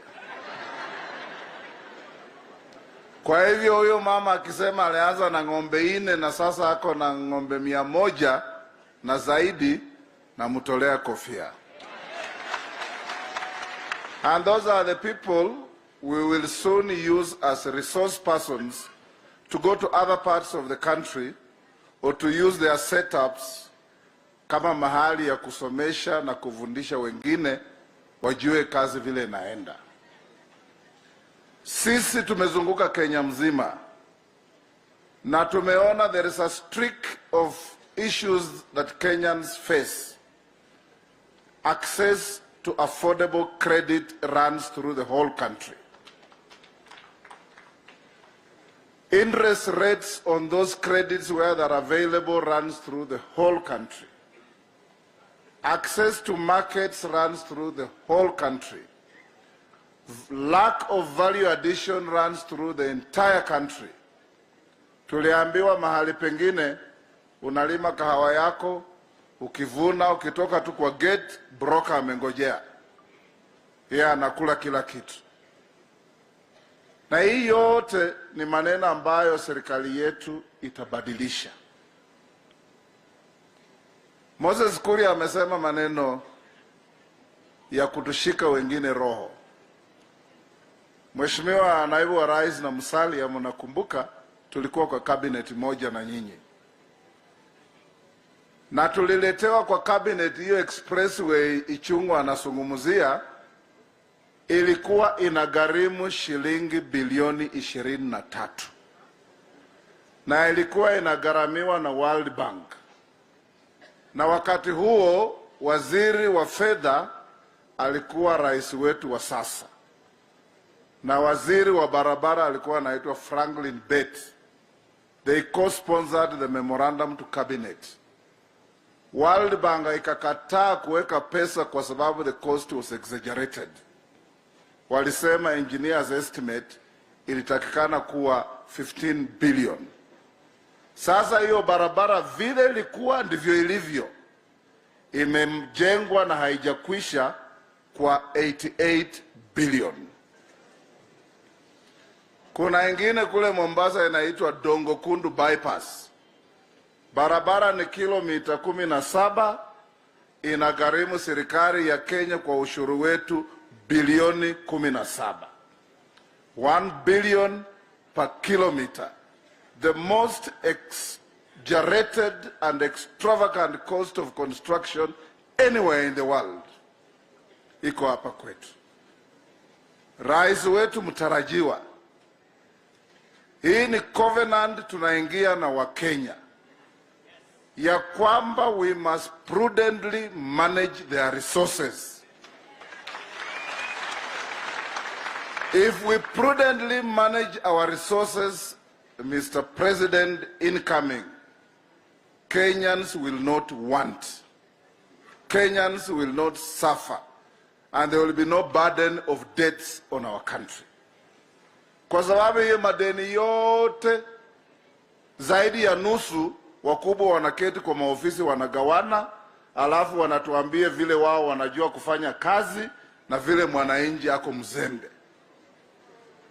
That is what we must change.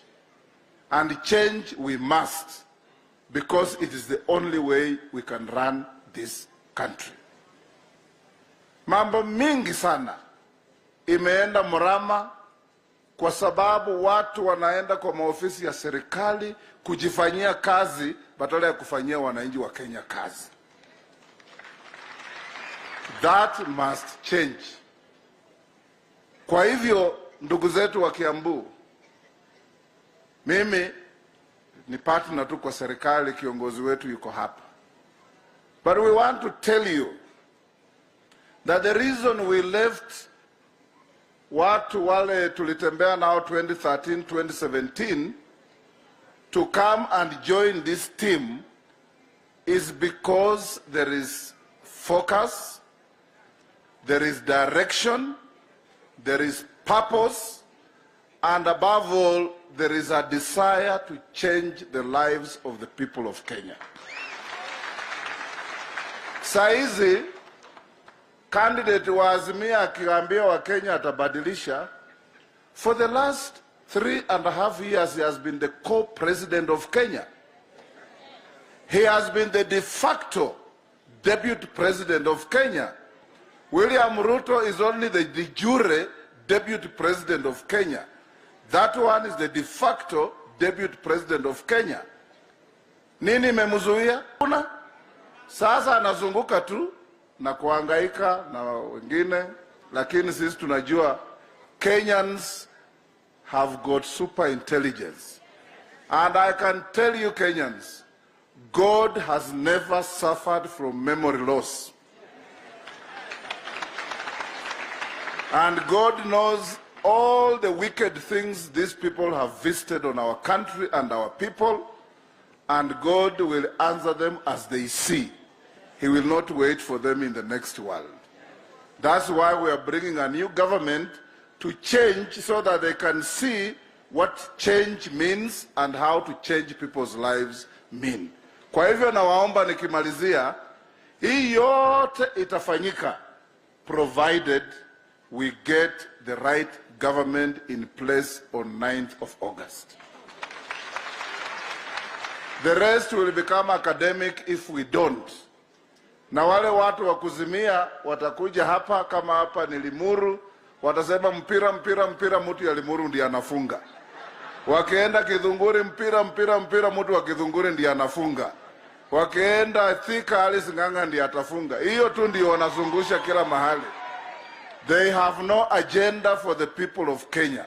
We have an agenda for you. Partner with us, trust us, work with us, let's succeed together. The success of this movement does not belong to William Samoei Ruto. It belongs to this team that includes everybody, including ule mama mboga amesungumuza hapa. That is the change we want. That is the change we must have. That is the change we shall have. May God bless you. Thank you, Papa Aroma.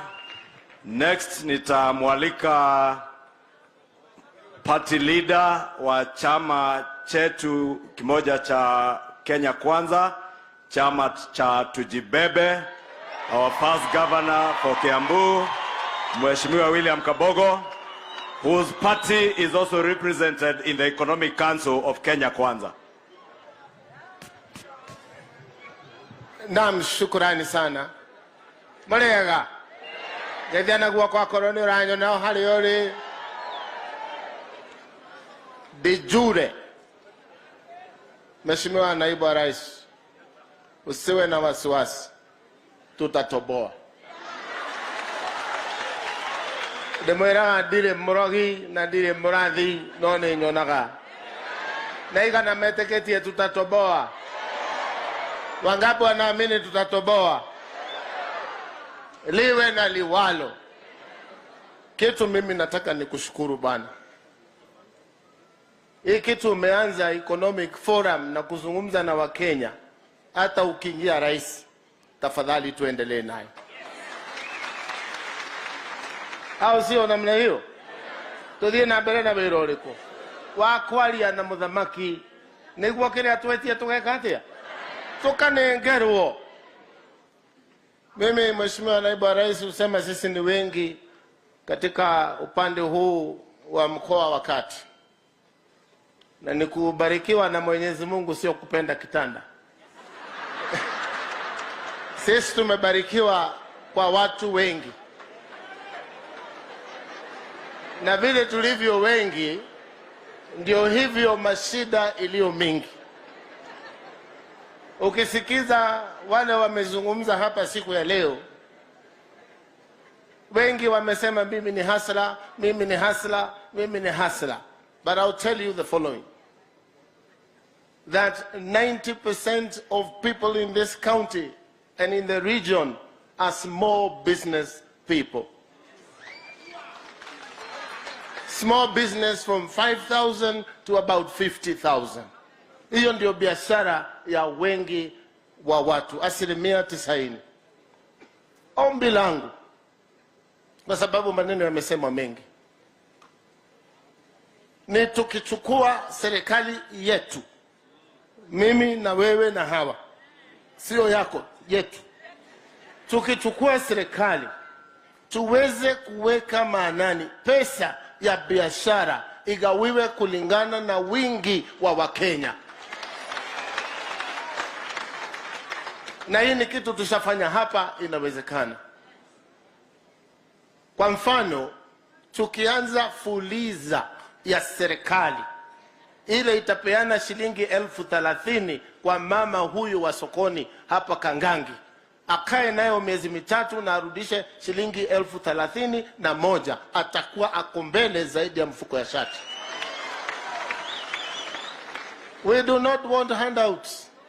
Tunataka access to cheap credit.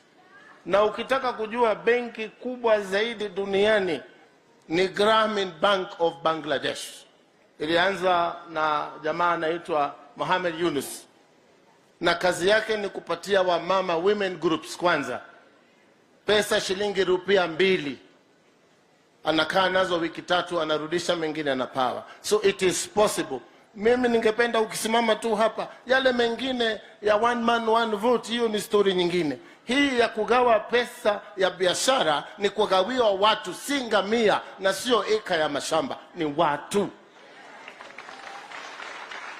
Ene moko lirikana inywe twesaga na delile uhuru, my friend. We ule utunegere kiria gigito kana nege kahihania. Getihaneti leo. Getihaneti bio. Muleka twikire jambe no wira-ine na tumurore atuika wega. Moses Kuria atakubaliana mimi na viongozi wengine. We have been here before and we have come to Limuru for Limuru 1 conference. We came to Limuru for Limuru 2 conference in an endeavor to change our constitution, Your Excellency. Today, we were gathered here, Your Excellency, not in a third endeavor to change our constitution, but we gathered as the people of Kiambu in Limuru 3, not as Limuru 3 as we know it, because ukumbi huu has been used in the past in that endeavor to change our constitution. We thank you, Your Excellency, that you do not convene the people of Kiambu in Limuru 3 for another endeavor to change our constitution, but you have convened us in Limuru as the economic management of our country. And we thank you and we truly appreciate. Aya kungine wamekuwa kituita hapa tuongee venye tutabadilisha katiba. Wewe ulituuliza tukutane hapa leo tuongee mambo ambayo yanatuhusu, na ukakuwa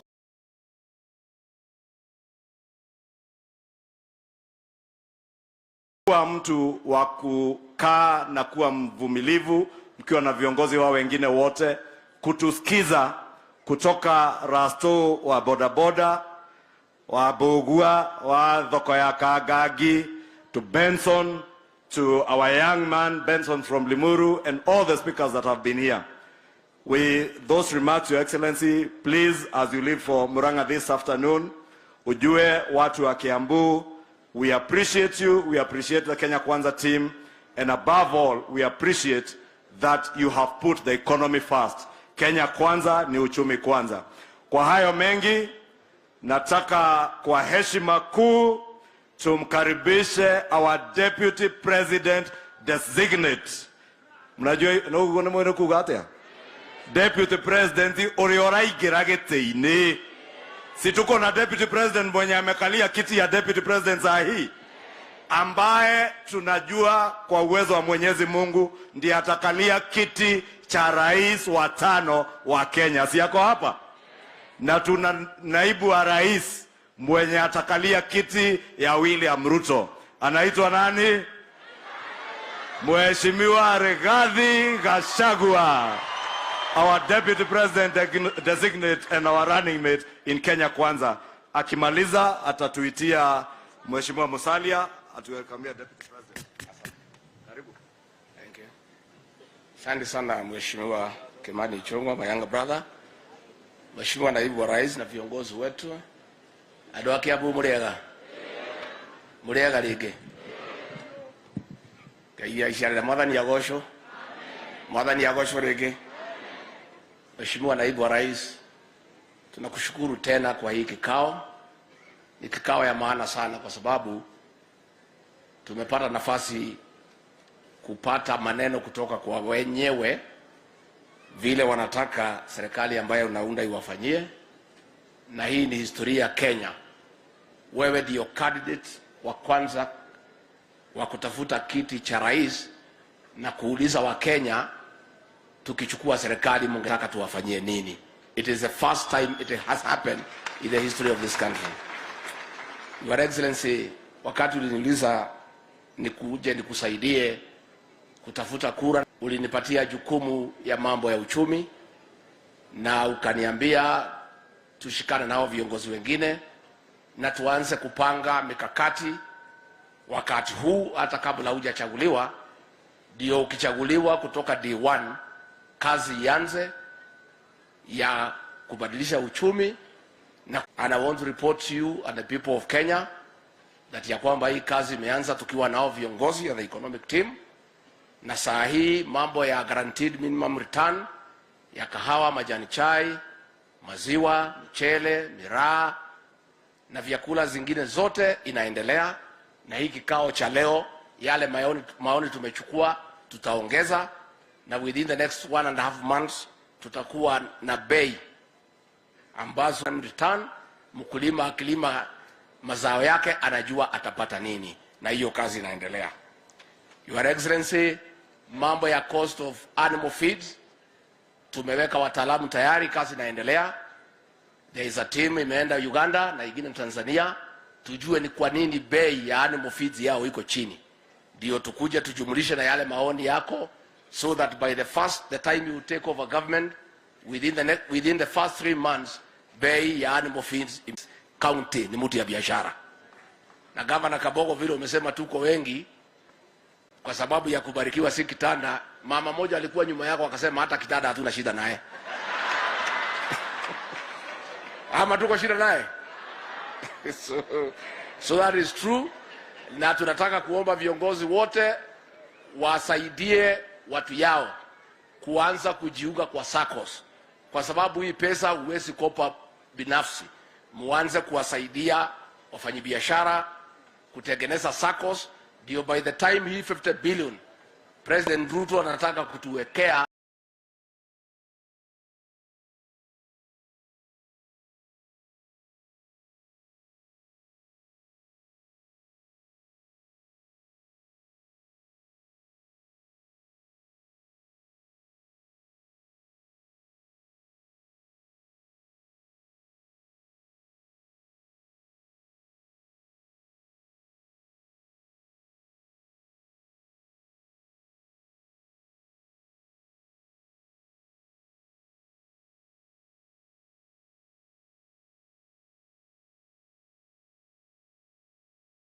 watu ya Kiambu mkue mbele. Tumekubaliana?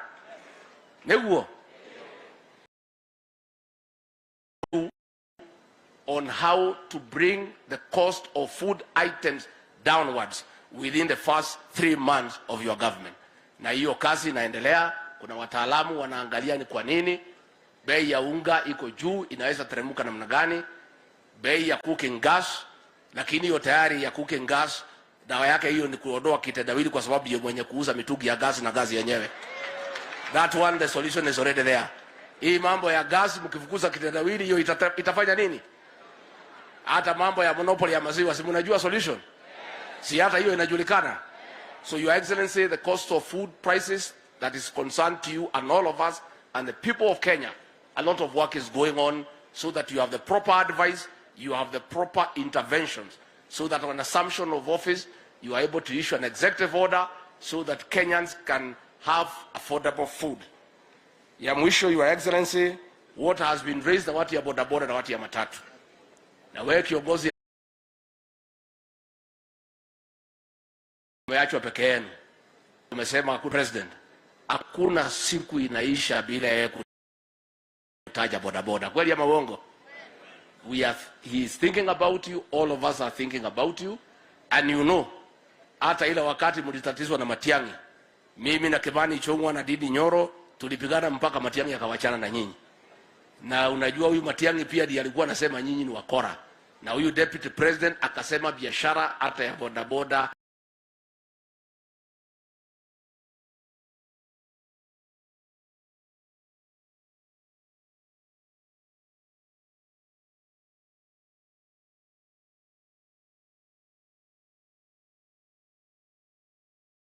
iheshimike. You have the concern of police, peleka kwa cell, wakushike, wakupeleke mpaka nyumbani, wawache umelala, alafu waende kwa station. And that is going to happen. So I would like to tell our police officers, we have received views from across the country, na tungetaka kuambia wale police officers ya Kiambu, mtafutane nao viongozi, kisirisiri msiumizwe na Matiang'i, muwapatie maoni yenu, what you think we can do to improve your lives. And your excellency, even the DCI officers have given us a presentation. They are also complaining that they have been misused to do politics. They would like to do their professional work. Now, wametuambia one of the reasons why they are not able to work independently is because they have no autonomy of financial spending. Wanauliza so that the DCI and the police force can work independently.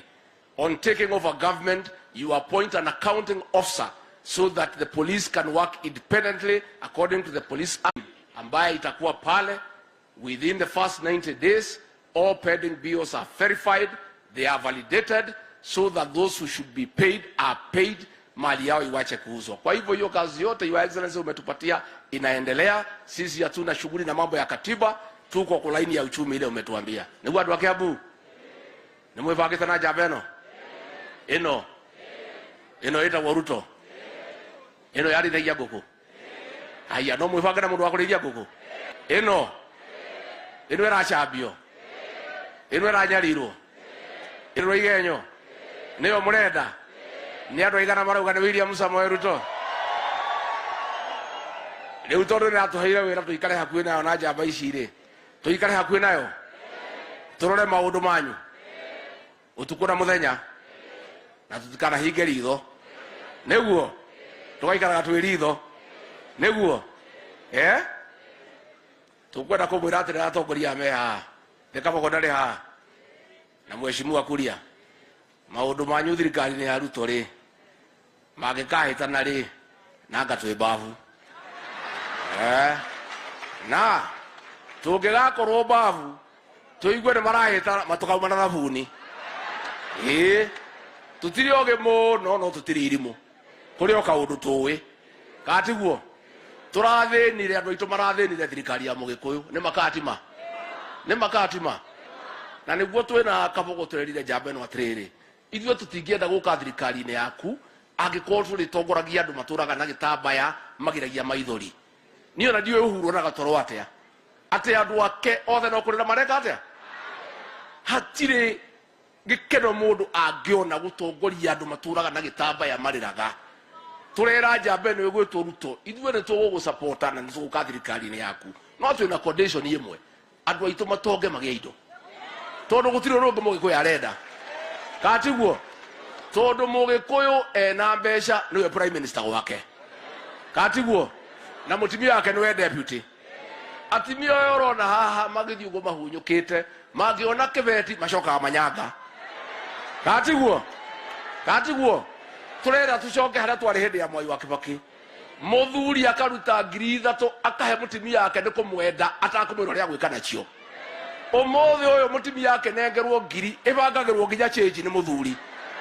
Tondũ mũciĩ ũcio kũrĩ na 1,000 ĩyo. Katiguo. Turenda mũtumia akorwo na 5,000 ciake 5 agathiĩ Kiambu taũni onake njuĩrĩ yake ĩgekĩrwo kĩnyũngũ ĩgathiũrũrũkio. Agathakara agaikara wega. Akaingĩra nduka-inĩ akauga we mwendia ũka rehe kĩbura na kĩrĩa gĩtagwo kĩnyau akarĩha. Kaũguo tiguo mũrenda. Kũrĩ ũndũ ũngĩ mũrenda. Njamba ĩno ĩngĩtwĩkĩra mbeca mũhuko rĩ ithuĩ tũtigũtũra tũmĩendete na tũmĩhoyagĩra Ngai. Tũngĩgĩa mbeca ithuĩ twĩna ũndũ ũngĩ. Turenda athuri aya magũre ma pick up maihũre gũkũ. Tondũ Agĩkũyũ nĩ mendete pick up mũno. Nĩũĩ hĩndĩ ĩrĩa kahũa karĩ mbeca kwarĩ pick up cietagwo Chevrolet na gĩkũbia kĩrĩa kĩnene. Athiĩ handũ ahũra ĩrĩ akarĩa kanyama agakua kĩrĩ gĩrĩa agatwarĩra mũka. Katiguo. Ithuĩ tũngĩona indo gũkĩrĩ na ũndũ ũngĩ. Asanteni sana. Wĩra ũyũ mũno na nĩngũhota gũrũgamĩrĩra njamba ĩno. Nĩngũhota. Ya mwisho hata hatuna ubaya your excellency. Na huyu kitendawili.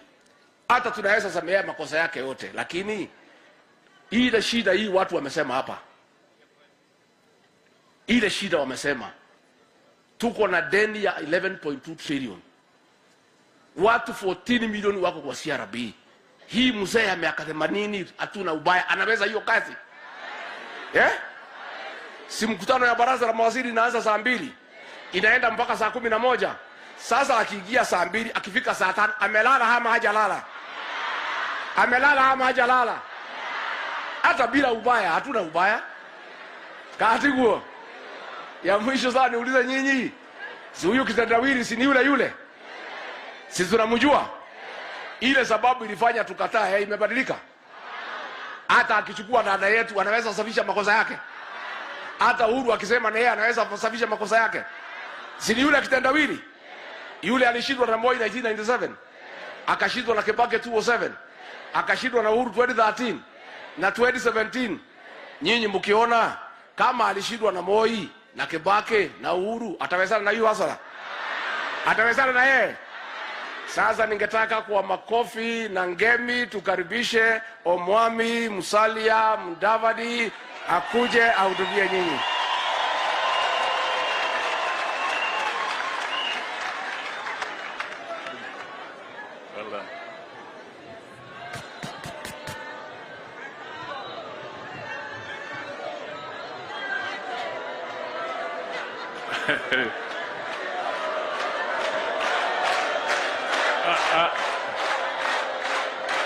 Haya, asante sana.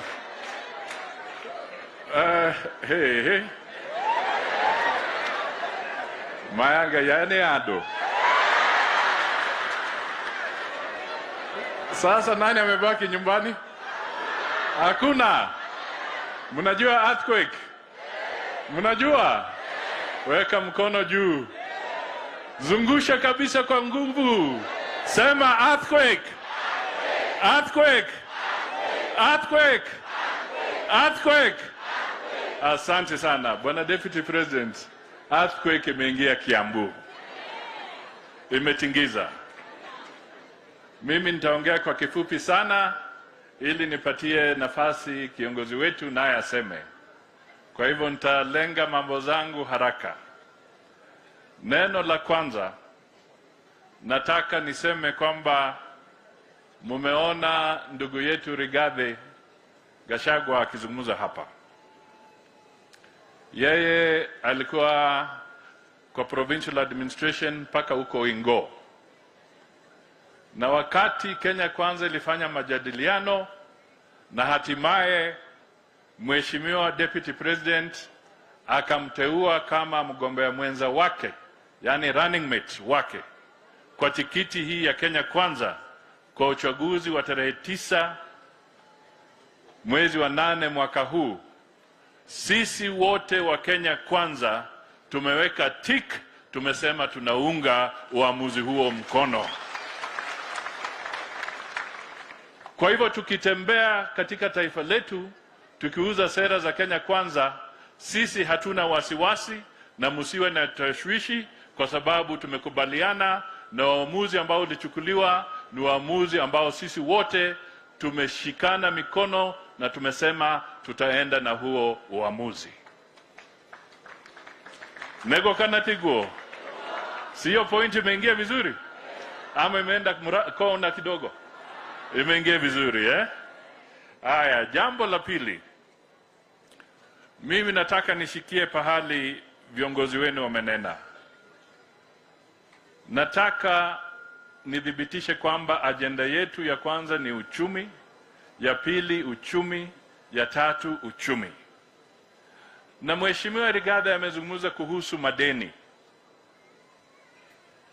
Na Moses Kuria, Mheshimiwa Ichungwa wametoa mfano wa projects ambazo zinagharimu wa Kenya pesa nyingi. Nataka wa Kenya wafahamu kwamba there is a very serious connection ya yale madeni na zile kodi tunalipa. Yule mama mboga ambaye alizungumzia mambo ya kodi hapa, ile bei ya stima ambayo inatusumbua kwa viwanda vyetu, ile bei ya fuel ya petroli ambayo inaenda juu kila wakati, ukiamka asubuhi imebadilika, ile bei ya unga ambayo inaenda juu, ile VAT ya 16% ambayo inatusumbua. Nataka wa Kenya tufahamu kwamba yale madeni mazito ndio yale yanaleta hiyo bei kuharibika. Kwa hivyo tukisema tunataka tubadilishe uchumi, tulenge uchumi, ni kwa sababu sisi kama Kenya Kwanza tunataka tupunguze yale madeni, tupunguze VAT, tupunguze tax kwa fuel, tupunguze bei ya stima, tupunguze bei ya chakula, kwa uchumi ambao unasimamiwa vizuri na serikali ya Kenya Kwanza ya Mheshimiwa William Samoei Ruto kama chief hustler. Neno langu la mwisho, ama niseme second last. Mimi nataka tu niseme tumeongea sana kuhusu mambo ya economy. Na pale mwisho tumeingilia sana mambo ya ufisadi. Statement ya Moses Kuria ililenga sana ufisadi. Statement ya Ichungwa ikazungumza ufisadi ya Weta. Mimi najua kwamba ikiwa tunataka tuonyeshe commitment yetu, Bwana Deputy President, kwa kila charter ya county, kwa kila county charter, ni lazima tuwe na chapter ambayo inasema vile hiyo county itapigana na ufisadi. So that in our Kenya Kwanza commitment with every county, we also must commit that we shall fight corruption in that respective county, ili wa Kenya wapate nafasi ya kuweka pesa mfukoni na wachache wasitoroke na pesa zao. La mwisho, tarehe 9 it must be decisive. And we want it to be decisive. We want to shinde kwa raundi ya kwanza. We don't want to go to a petition. We don't want to prolong the results. We do not want to prolong the pain that Kenyans are on the first round. Raundi imwe. Raundi ya mbele. Nego.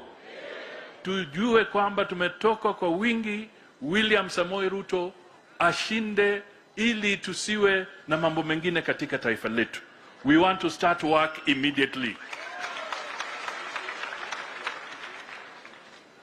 And the people who have been fighting the bottoms up, or fighting this, hata hizi forum, hizi kongamano, the economic forum, kuna wengine wanaziogopa.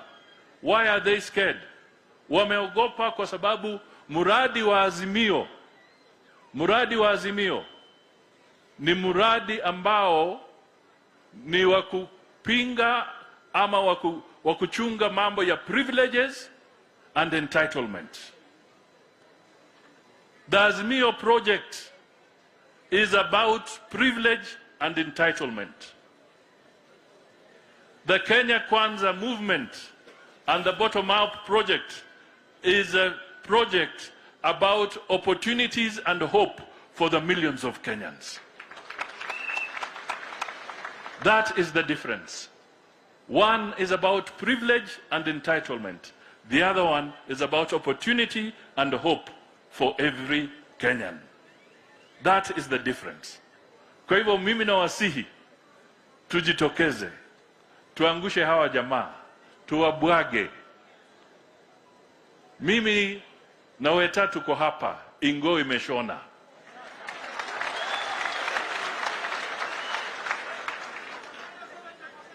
Kule 70% ni kidogo. Tutaleta 90%. Si hata huyo jamaa wa Azimio tulipokuwa tukimsaidia, tulikuwa tunampatia hiyo 90%. Lakini alituacha kwa matani, wanatembea, wanaamua. Ameanza kusema, unajua, sasa hata wewe uanze kujitetea, mimi sitafanya hiyo. Sio ni dalili? Na mimi nasema Uhuru ni mtu mwerevu sana. By the way, don't underestimate him bwana. Huyu jamaa ni mjanja na mwerevu. Amezungusha hawa jamaa, alikuwa amesema akienda retire wataenda na kitandawili. Na mimi nimechunguza vile Azimio inateleza kwa Mount Mlima, kwa mlima ikiteleza, ukienda kila pahali inateleza. Mimi nimekuja kugundua kumbe Uhuru alitabiri ukweli, kwamba yeye akienda wataenda na huyu jamaa. Dalili inaonekana. Ama nyinyi mnaonaje? Ni hivyo. Haya, mko tayari tukaribishe Chief Hasla Mheshimiwa William Samoei Ruto? Haya, karibu.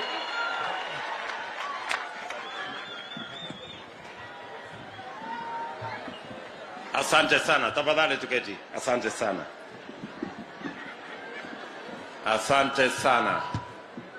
Waheshimiwa viongozi wenzangu wote na wananchi wangwana wa hapa county number 1, county ya Kiambu, amjambo. Amjambo tena. Ando aito moriega. Bwana Yesu asifiwe. Basi mimi nilikwisha sema pale mbeleni, na nimefurahi sana kwamba tumekuwa na nafasi mzuri. Tumewasikiza kwa makini watu wa kaunti ya Kiambu, na vile niliwaahidi, tumekubaliana ya kwamba mawazo mmetupatia kuanzia kwa Mama Mbogwa, kupitia kwa Bwana Ndungu na wale wengine wote tuliosikia kutoka kwenu. Mimi nataka niwahakikishie ya kwamba chata yetu ya Kiambu County ambayo tutaandika mkataba ya kazi vile itafanyika na mahali itaanza, itakuwa na mawazo mliochangia katika mkutano huu na zile memorandum ambazo mmetupatia, so that we can have a document that we can sign as a charter that will inform what the government of Kenya, by God's grace, when we put it in place on 9th of August, will do in Kiambu County. Nataka niwashukuru sana kwa kuchukua muda wenu. Najua kuna watu wengi wamechukua muda wao ili tuweze kuchangia mawazo katika mkutano huu na tuweze kukubaliana vile tutaenda mbele tukiwa pamoja. Nimefurahi kwamba mkutano huu wa Limuru ni tofauti na yale mikutano mengine yamefanyika hapa. Pale mbeleni tulikutana hapa kujaribu kubadilisha katiba. Leo tumekutana hapa kupanga vile tutabadilisha uchumi wa taifa letu la Kenya. Pale kwa kubadilisha uchumi ni kwa sababu hatutaki Mkenya yeyote abaki nyuma. We want to leave no Kenyan behind. We want to move together.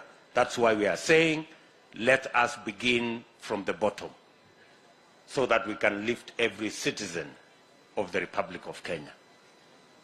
Mimi nataka niwashukuru sana.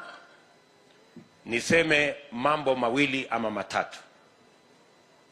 Kwa yale mambo yote mmesema hapa, tutayanakili mambo ya barabara, the priority roads that will make a difference in the economy of Kiambu. We want those priority roads that will make the economy of Kiambu grow, so that we can begin and prioritize those roads and complete the ones that are stalled. Maneno ya infrastructure ambayo inahitajika, najua tulikuwa tumewaambia pale mbeleni, kwa sababu Kiambu ni county ambayo wakulima wengi wa ng'ombe za maziwa wanaishi. Tulikuwa tumewaahidi 32 milk coolers. Tuliwaletea 9. I want to commit kwamba kwa sababu ya matatizo ya conflict of interest, zile 23 milk coolers hazijafika. But I want to promise you that within the first 100 days, we will eliminate all hurdles and we will bring the 23 milk coolers for the people of Kiambu, ili muweze kupanua mazao yenu ya kilimo na hasa ya maziwa, na tufanye ile processing mumesema hapa ambayo mnataka, so that we can have sufficient competition with the different processors, so that farmers can have the correct pricing for their produce. Vile vile tuko na miradi ya maji na yale mengine yote. Tumesikia mambo ya cost of electricity. Nimeona production ya leather ambayo tumeona hapa, ambayo inatengenezwa hapa Kiambu. Mimi nataka niwahakikishie ya kwamba as a government we will promote local production. Saa hizi tunaajiri viatu ama tunaagiza viatu ya wanajeshi na wale wengine kutoka sehemu zingine. I want to commit that we are going to produce those shoes in Kenya going forward. We are going to produce all our uniforms in Kenya going forward. Ya our disciplined forces, ya watoto wetu wote wa shule, all that production will be localized in every county and in every sub-county, so that we can meaningfully create jobs for our young people. Mimi nataka muelewe ya kwamba this discussion is the discussion of our lifetime. Na tumekubaliana vile vile ya kwamba biashara, vile mumesikia hapa, credit is one of the biggest impediments to the livelihoods of many people. Watu wengi wanapata shilingi 200 kwa siku ni kwa sababu sehemu kubwa ya mapato yao inachukuliwa na mambo ya mikopo. Utafiti ambao tuko nao unaonyesha ya kwamba tukisuluhisha tatizo la mikopo peke yake ama riba ama interest, we can actually double the earnings of micro and small enterprises just by sorting out credit. Wale wanapata shilingi 200, tukiwapatia mkopo kwa riba ya chini, mnaweza kupata shilingi 400 for doing the same thing in the same way, just if we sort out credit. Na mimi nataka nikubaliana na viongozi wa hapa kwamba ile fund yetu ambayo tumepropose ya biashara, hiyo fund itapatianwa kulingana na wingi wa watu in every county, kwa sababu wao ndio wanafanya biashara. So we shall make sure that all our citizens, in their diversity, in the diversity of the businesses that they do, have access to credit, because it is the single largest impediment to the progress of our enterprises.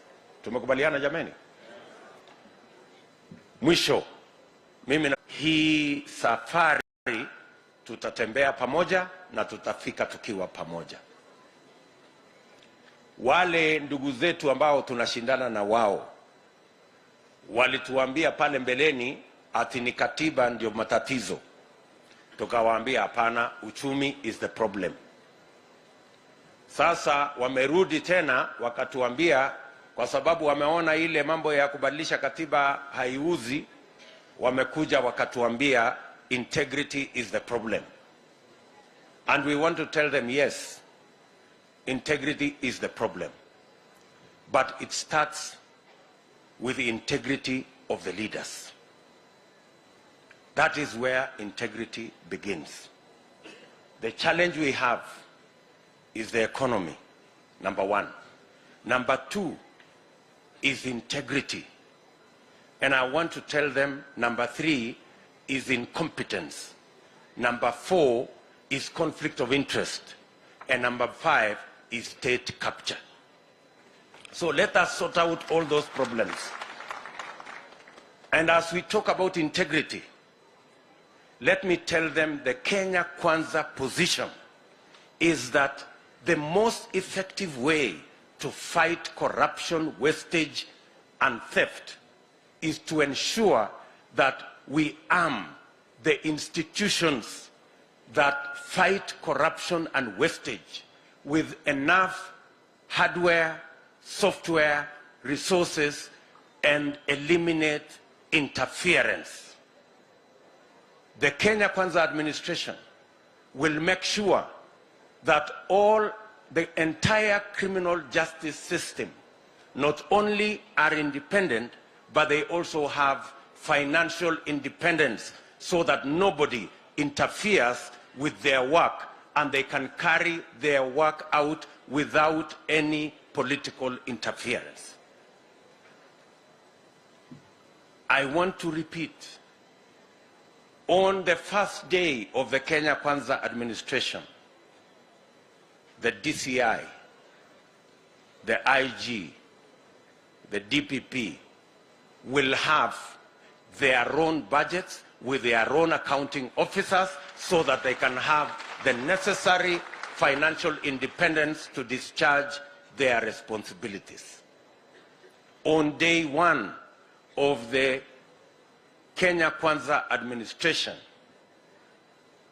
our judiciary will have their own funds because we will operationalize the judiciary fund, give it sufficient resources so that they can have enough men and women to discharge their responsibility of making sure that criminals and all other people are behind bars because they have what it takes That is giving our judiciary the financial muscle to be able to handle our criminal justice system.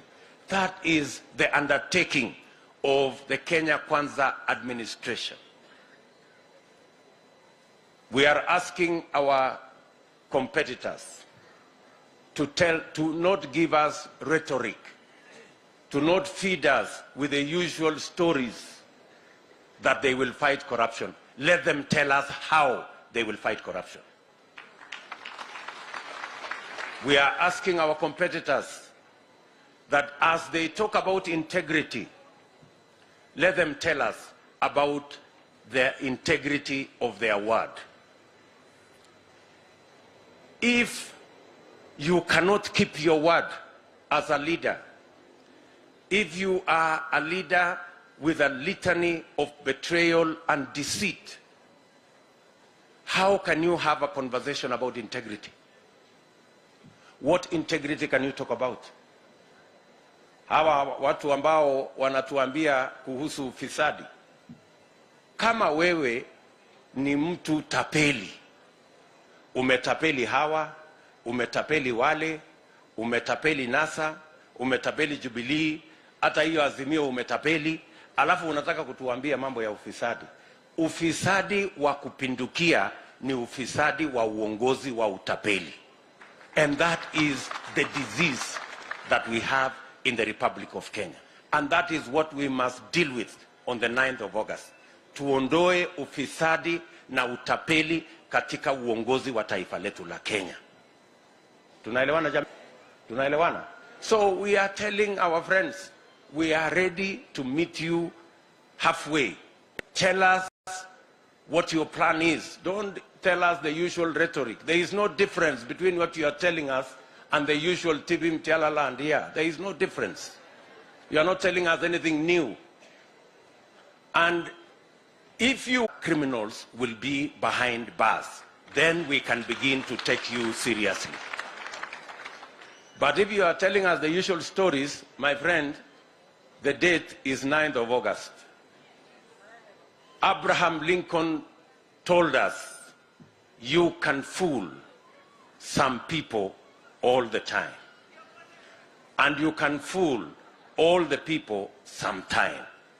But you cannot fool all the people all the time. Tunaelewana jameni?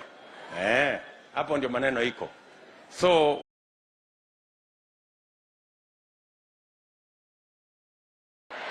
hii serikali tunaunda pamoja, na utapeli tutamaliza kwa siasa ya Kenya, na ufisadi tutamaliza katika uongozi wa Kenya, na tutatengeneza uchumi ambayo itafaa kila mtu, na tutaanzia bottom tukienda bottom. Hapo ndio tuko. Hao ni hotore. Mimi sitaki kusema kuzidi hapo, na wapenda sana, tunawatakia heri, Mungu awabariki. Thank you very much.